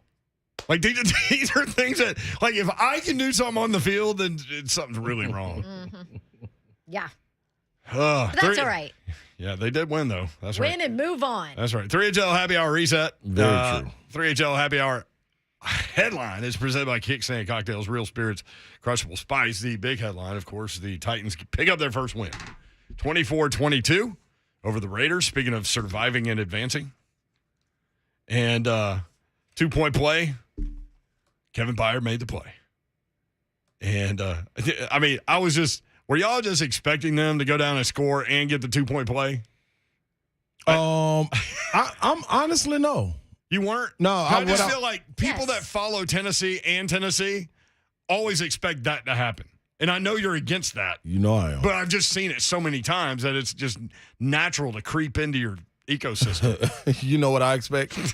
I expect people to get paid the big bucks. To make a play? To make the play. The people that are expected to be all pro, the number one safety in the game, somehow make a play. Amani Hooker made it. How about the guy that got here Giants. Wednesday and gave up the 4th and 15 and the 4th and 10 touchdown?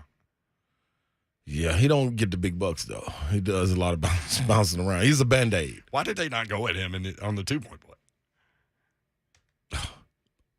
I think in that situation, that's all or nothing. You got to go to your money guys. Yeah. Waller or Adams. You know what I mean? Yeah, That would be my thinking of it. But I mean, you see what we did, and we wasn't doing all that doubling the weeks before. Yeah, it's not like you come down, you need a game-winning shot, and you go to Kukoc instead of There Pippen. you go. Oh, yeah. Because that actually did happen. Yeah. And Pippen was really mad about that. Yeah, Pip can't score like that. That's all I was saying. Yeah, anyway. No disrespect to Pip. He just can't score. And no disrespect to Ron Slay. He is Ron Slay. What's happening, good people? On the phone. There he is, wearing his Tennessee Volunteers shirt. That's right, man. Repping the way I'm supposed to be repping, man. I have a Power T logo on BT. You're supposed to. And I just want all the listeners out there, man, to know, man, that I love you. You know what I mean? I appreciate you. Appreciate everybody that called in on Friday and trash talked and did all of that. And I just want y'all to know if you wasn't here in the first segment, hey, DM me, call me, see me on the streets, call Hunk.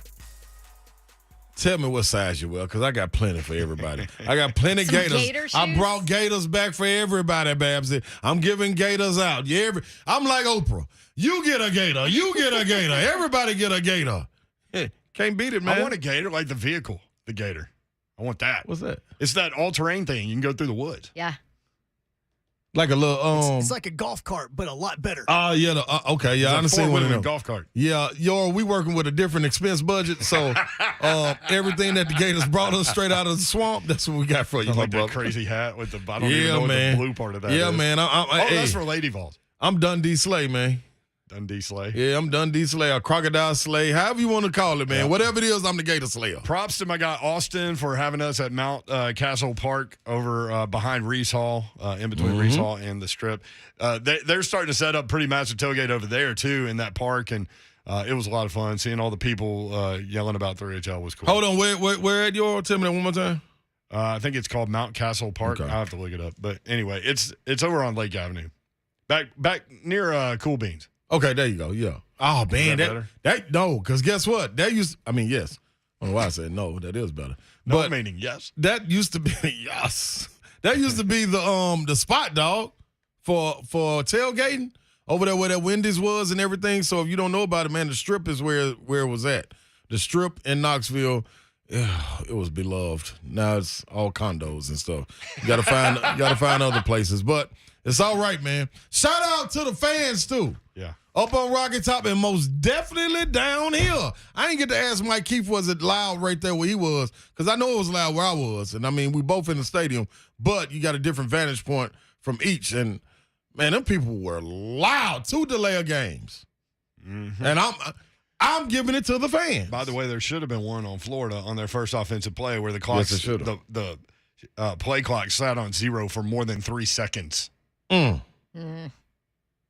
I don't even look for that necessarily, but it just happened to be in my field of vision because of where Florida was on the field. Man, there were all kinds of missed calls. Then Anthony Richardson obviously scored one time where they said he was short, and you're like, we really got to go through a damn replay for 5 minutes for y'all to see forever. For y'all to see what 101,000. Even the Tennessee fans were like, he scored. That's what I'm saying. Like, what are they looking? I was like, did he fumble? Like, what are y'all looking? Because his body across. What are we doing? Scooby and Lyle's next up. Scoob, what's up? Scoopster. How's it going? How y'all doing? Hey, we're good, Scoob. Hey, Ron. I'm a size 12. Hey, I'm writing it down right now. Don't even trip. You know what color you go with? Brown or you green? What color are you? What color you I'll wrote? take the green one. Okay, I got I'll take the you. green. Got you. 10.5 green. I'll Got tell you. you what. I got there early and got to watch the Vol walk. That was pretty cool. My first time ever there. I was on the bottom of the upper bowl. My ears are still ringing. So your first time in Neyland Stadium, and it was that game. I'm not sure if some of the others are going to add up to it. Well, plus I was at the Raiders and Titans game yesterday, too. Man, you had a good weekend. No, you had a great weekend. That was it. Sounds tonight. Hey, there you go. Hey, Triple threat, baby. Send it off. But no, I just wanted to call you, Ron, and let you know, man, my first time at a Tennessee game, and it was very impressive. Very impressive. That's what's up, bro. That's what's up. Appreciate it. Glad we could deliver for you, man. Western champs, right, Hunt? Yeah, International League West Division champs. They head to Vegas to play Saturday for the International League Championship, and if they win, they'll turn around and play Sunday for the AAA Championship. Talking about Nashville Sounds baseball. Victor in Nashville. Victor, what's up? National League. Victor! Oh, snap. Hey, Vic, you over there, man? You in the building? Let's go. What's happening? Hey, man. Hey. I'm out here trying to make this money DoorDash and these double dogs. I can dig it. I can dig I it. was like, yeah, I'm calling in. I'm listening. I was like, he got Gators. Well, I need a 15. Oh, boom. Okay. 15. Good Lord, dude. Yeah, I buddy. need a 15. You got a size 15 back up and on. Hey, you check this out. I'm right on top of that. Don't you worry. Coming right up. Hey, what color you like? You go with blue? You go with green or brown? What color you like? Blue. Oh, man, I need some brown Gators. I gotta have me some brown Gators. Brown Gators, gotcha. And, I just want to say that I love the Vols. I'm glad they still got an undefeated. They're undefeated, and my dad, rest his soul, he would be proud of the Vols. He's a big Tennessee Vol. If he could, he would paint the whole house on. Hey, that's what I'm talking about. That's what I'm talking about, baby. Represent. Jerry Hayes and go Vols. Yes, sir. That's my man. That's what I'm talking about, man. 15, let me see. Hey, we got a 15 sack. Hey, in the back, get a 15 brown. Yup. Bring that with the 10.5 green. Random stats as we roll through. Tennessee has now won 3 of their last 4 games against top 25 teams. Hey. Turning this thing around. Susie in Chattanooga. Susie, what's up?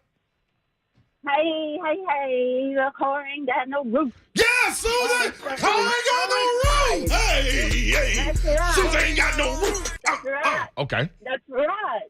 And I drive a shuttle in Chattanooga for the railroad, and so I've got Georgia, I got Alabama, I got them all. And I'm like, they like to talk trash all through the game, and I said, talk to me when it's 0. Yeah. On the clock.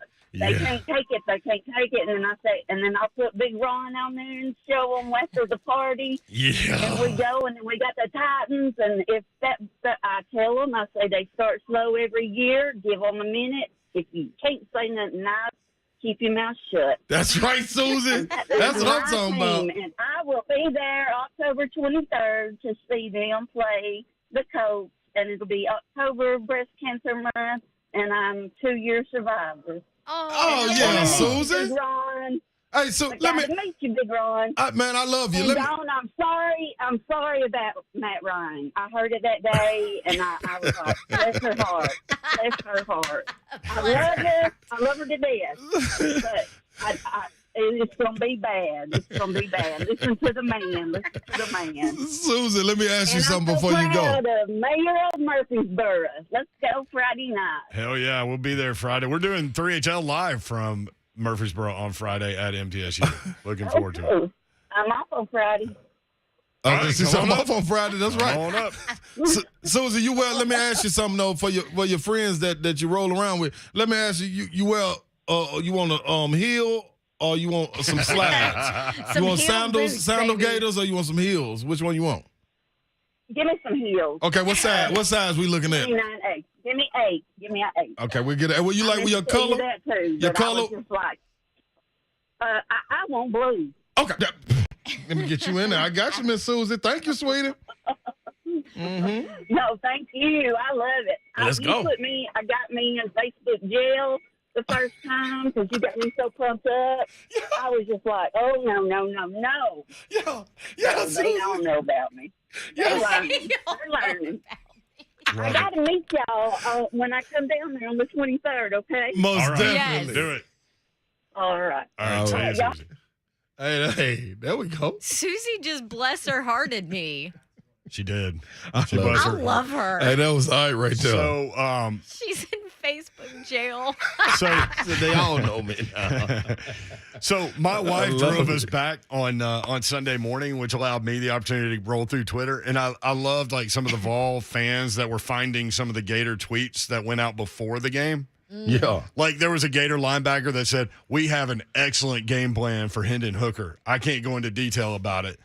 Oh, but we've got a that great didn't game age plan. well. Yeah. So Rainey Vol, who is a huge Tennessee fan and fan of the show, found this one from Gator KJ3. F them all. Trash ass fans with no class at all. You won your Super Bowl. Refs helped y'all, and that's not even up for debate. Enjoy UGA and Bama waxing that ass again this year. Kentucky too. See y'all next year as you break in a new quarterback. Peace. Dang. Wow. I love the other fans in the SEC always say Georgia and Alabama are going to wax y'all. Well, they're going to wax you too. So guess what? They're waxing everybody. Yeah, I mean, is that some sort of insult to get beat by Alabama and Georgia? What was his name? Gator KJ3. Hey, Gator KJ. Guess what? Gator KJ3. On your way back to the swamp, just remember this. We don't give a damn about no Gators.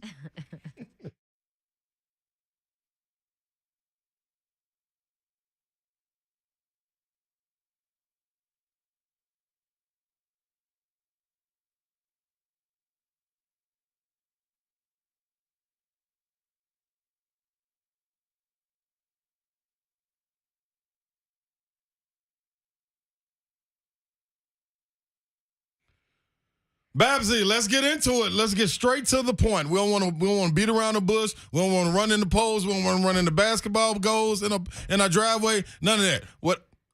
That's a sad face, Babs. What happened? Why are you talking about old stuff? Hey, guess what, Babs? The new stuff, though, is able to get your car fixed. Now, Apple Collision Centers, that's where we need to go to. Locally and American-owned for 40 years, and they can knock all the dents out and get you riding right back new. And here's the deal. They can make your car look like it used to, like when you first bought it. And on the inside, it looks like it's new, too, because they only put OEM parts in, which is our original equipment manufactured parts. Well, it got to be more than one location I can go to, Babsy. Hendersonville, Gallatin, and Old Hickory. And they'll work with your insurance and get you a rental. Is that right? Will they do free estimates? Yes. What about hail damage repairs? Yep. Oh, dents, more, everything, Yep. huh? Where do we go to? Yep. Check.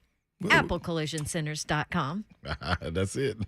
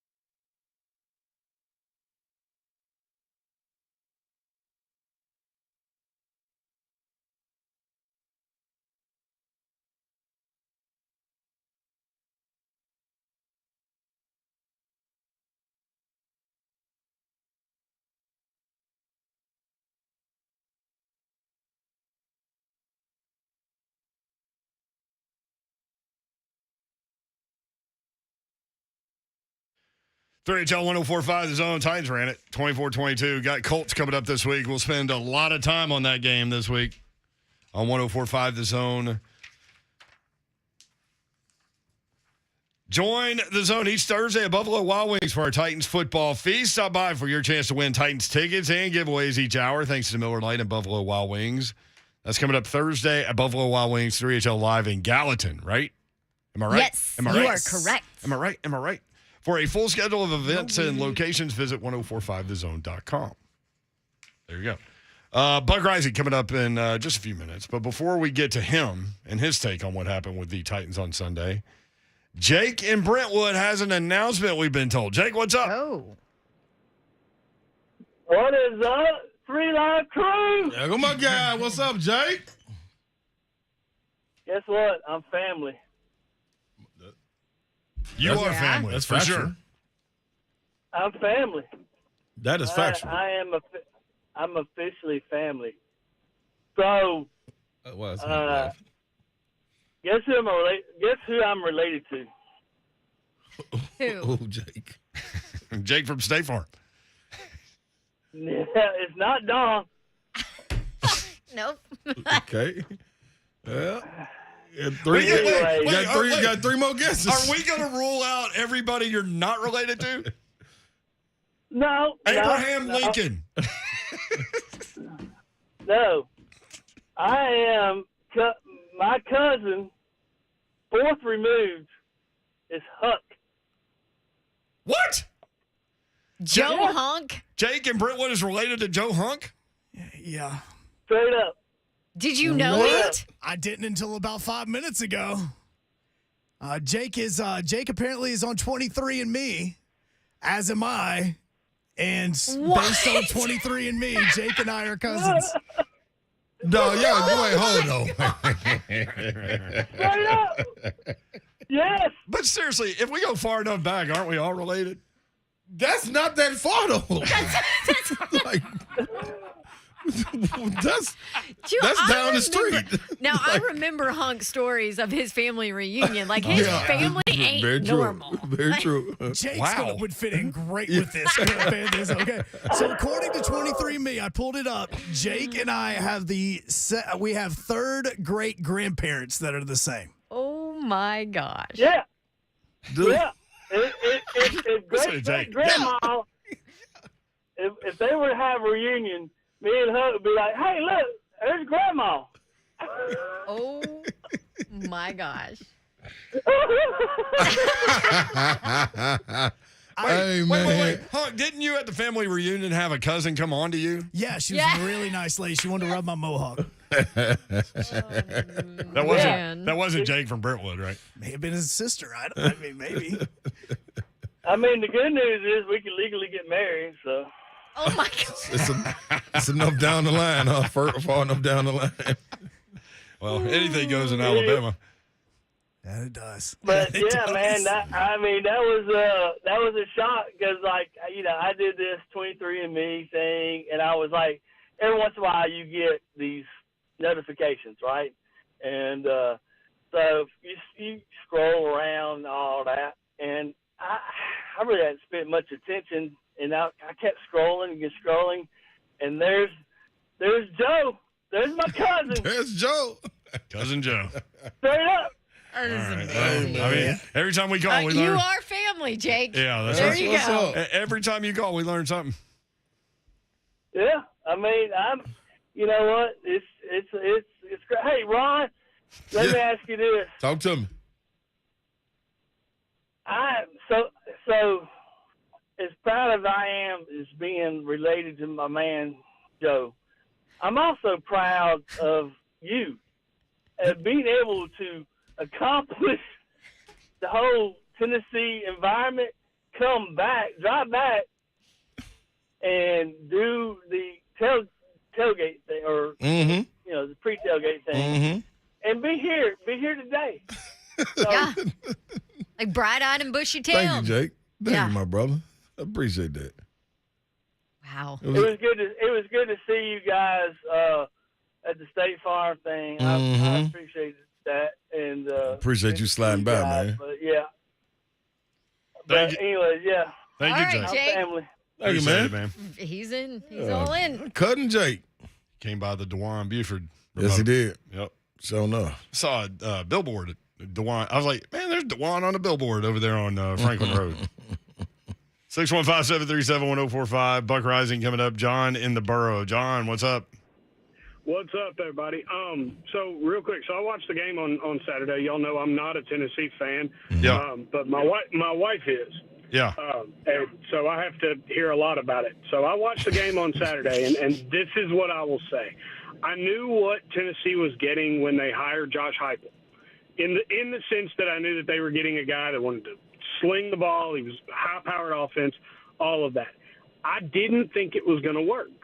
I didn't. I said, I've seen what he's done at UCF. I've seen how he has regressed at UCF. He did great with Scott Frost recruits and then downgraded when he got his own recruits. Guys, I'm willing to say that I don't know what the future holds, because if I did, I'd have a winning lottery ticket. But it seems as though Josh Heupel has proved me wrong. And I'm willing to admit that. That is real. All right, thank you, John. I mean, we're here for all that. See, Most that's what we were definitely. talking about earlier. We're all a family, especially Jake and Joe. But we can talk trash.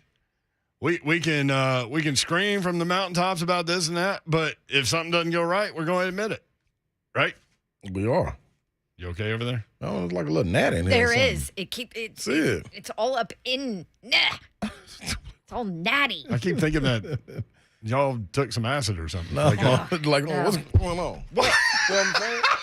Oh my gosh. You still got quick twitch. You still got it. What's going on in here? You moved so fast at that net right there, I barely even saw it. Come on. 615. Where Orkin at? I don't know, but here's Buck Reising. Buck, what's up? What is going on? Did you make your first trip to Neyland Stadium? Did I hear that?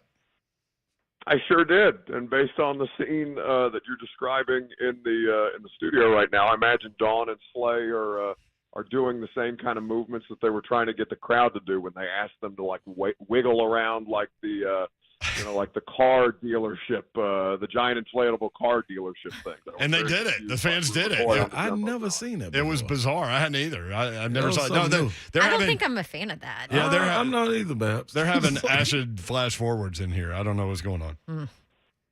Well, I don't know about an acid flash forward, but certainly there was a religious experience in Neyland Stadium that I was very happy to be a part of for the first time. So what was your takeaway from it?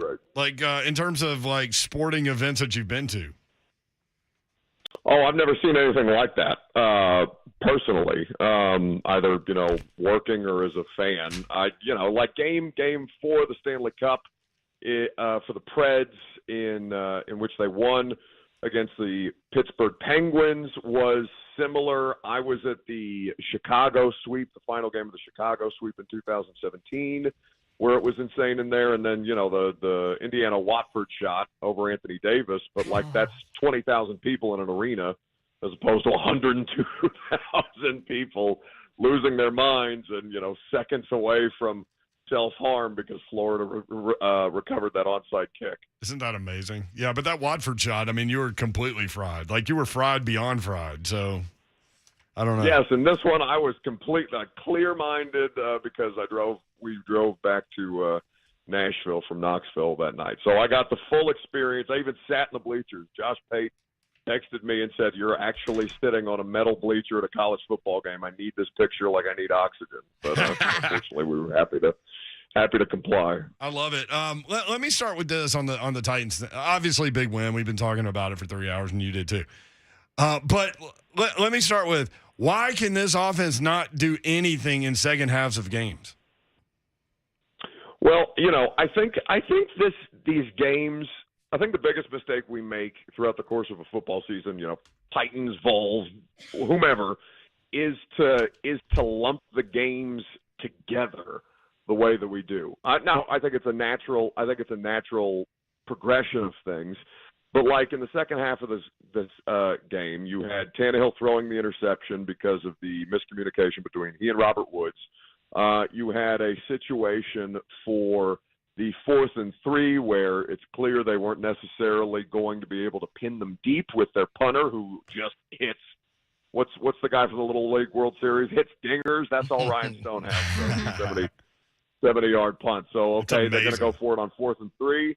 They're probably going to they should have gotten it had Tannehill led Traylon Burks slightly better, and Traylon not had to have to readjust with that weird little hop step because it looked like he hit him on his back hip.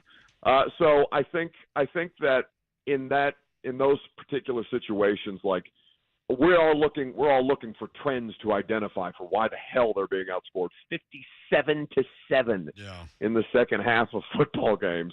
But the reality is, you just have to look at it on a drive-by-drive basis. And, the miscues are certainly more prevalent in the second half than they are in the first.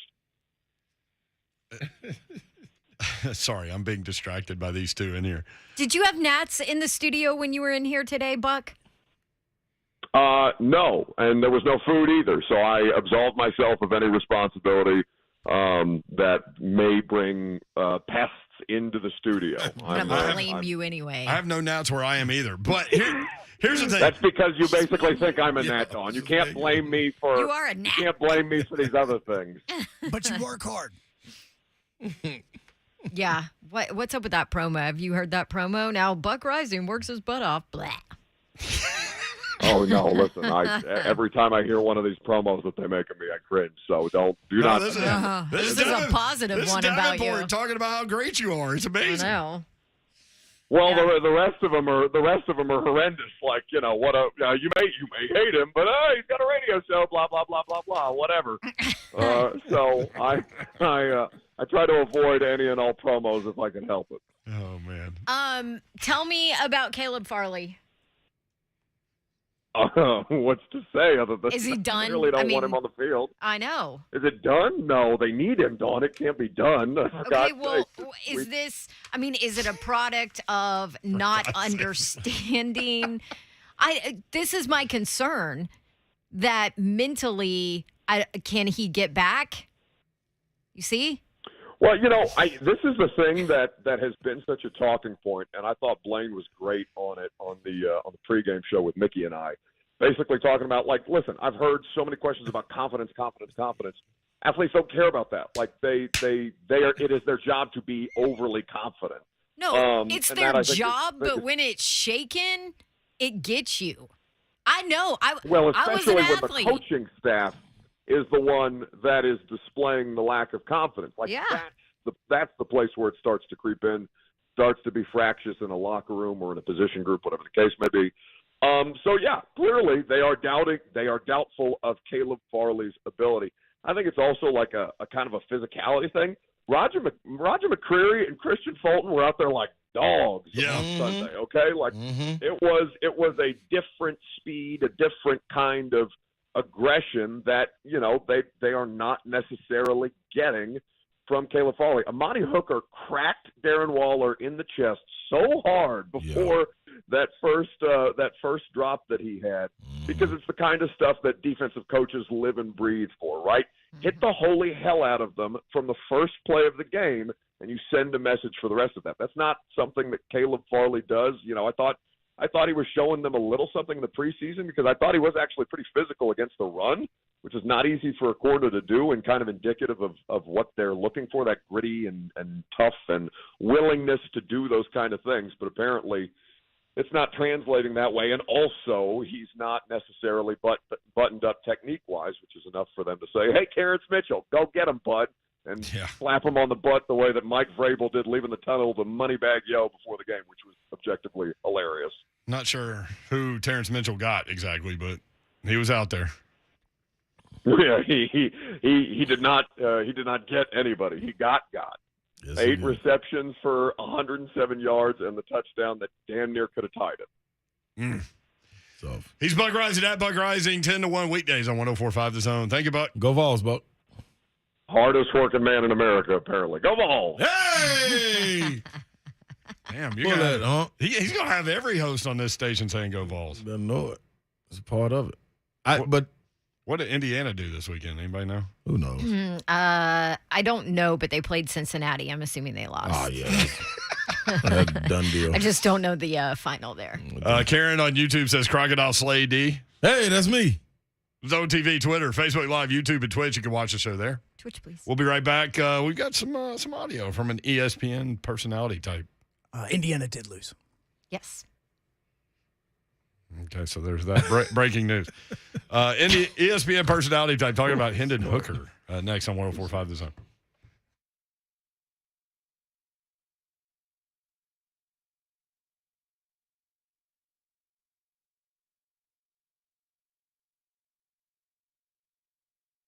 By the way, the Preds in Florida are tied 3-3 in overtime, in case you needed an NHL preseason update. By the way, the NBA preseason starts Friday. This is that time of year where everybody's playing. And this is the time of year you need to get that next new vehicle. Gupton Dodge Chrysler Jeep Ram. Go see my friends at Gupton Dodge Chrysler Jeep Ram, and they will hook you up with a new ride. Whether you're looking for a new car, truck, SUV, or Jeep, or maybe a pre-owned car, truck, SUV, or Jeep, either way, these guys are going to help you out. There will be no pressure on you at all. You'll park your car, you'll get out, you'll walk inside, then they'll greet you and help you and answer all of your questions. You will take a test drive or two, whatever you want to do. They'll be there for you. You'll go inside. They will help make the numbers work, and it will be that easy. I've known Ken Gupton, Daniel Gupton for a long, long time, and these are some of the best people you will ever meet. Simply go see them in Springfield, Tennessee, about 30 minutes from downtown Nashville to Gupton Dodge Chrysler Jeep Ram. 3450 Tom Austin Highway. Check them out online, GuptonMotors.com. All the dealership information is there. Phone number, address, all of those things. So you don't have to remember it when I tell you, but you can remember GuptonMotors.com. It's easy. 3450 Tom Austin Highway. That's Gupton Dodge Chrysler Jeep Ram.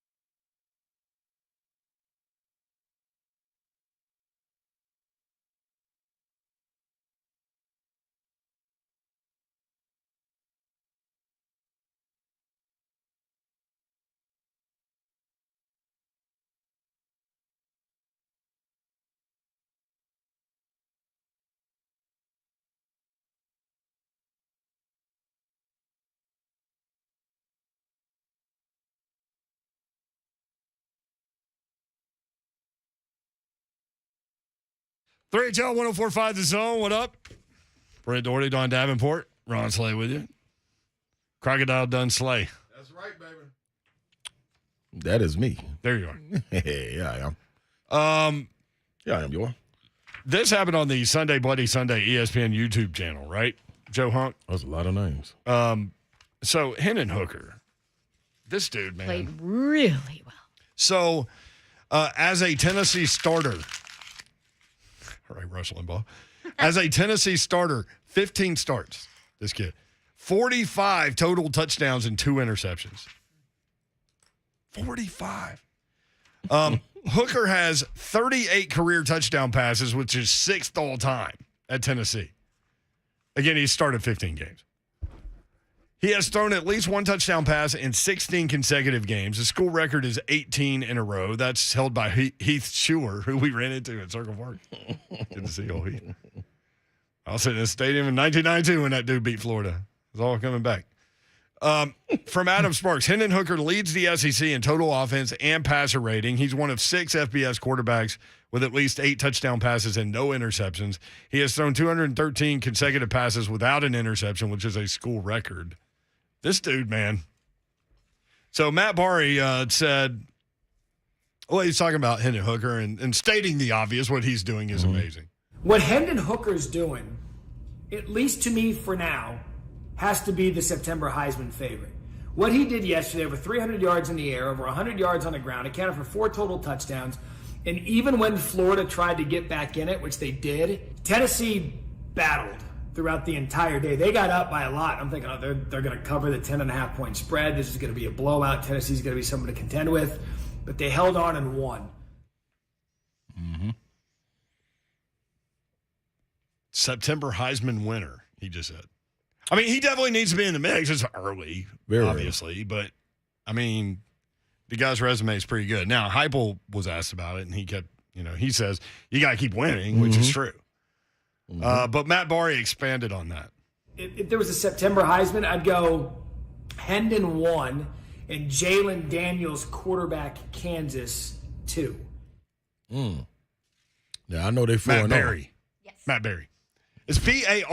It should be pronounced Barry. It's so Barry. Tell him that I said that. I'm sure he'll agree. Yeah, I'm sure. Sorry, Matt. Barry. Anyway, so there you go with Hendon Hooker. 615-737-1045, always the number. Michael in Clarksville. Michael, what's up? What is going on, folks? I appreciate y'all taking my call. Yeah, man, go. I don't know if I'm the only one that feels this way, but I'm going to throw it out there anyway. I have never been so happy and so mad to have a win over Florida the entire time I've been a fan, and here's why. I'm extremely ecstatic for those kids, man. They earned that victory, and the way they were playing was just astronomical. But at the same time, I also believe that the coach deserved to lose that game. Now, I don't know about you guys, but I am so sick and tired of teams getting up and playing a prevent offense. When the last 8-9 minutes of that game, all they did was run it straight up the middle. It was almost like they were trying not to lose it instead of setting out to win it.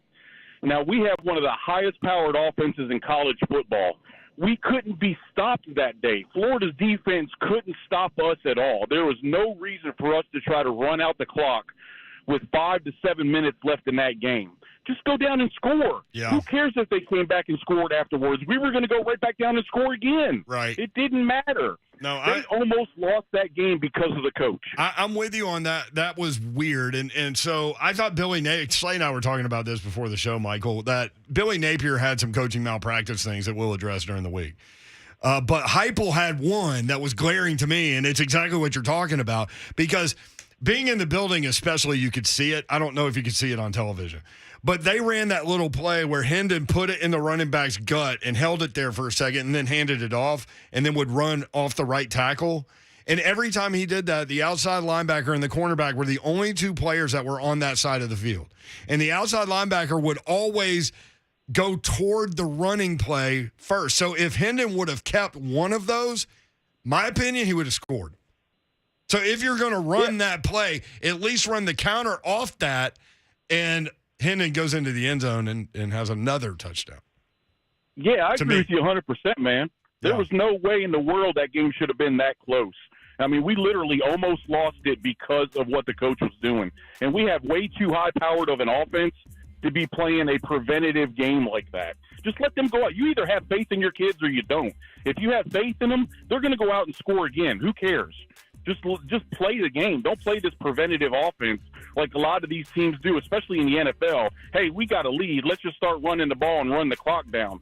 Forget that. Go out there and play the game. You either have faith in your team that they're going to go out and score again, or you don't. And if you don't, then you don't need to be out there. Appreciate it, big dog. I'm so glad they won. That's what it is, man. Hey, let me address that real quick. You got I think 15 seconds. they just ran for like 268 yards or something like that the game before. I think, you take a page out of that book too, knowing that the floor is, the field is spread and you run it down the gut.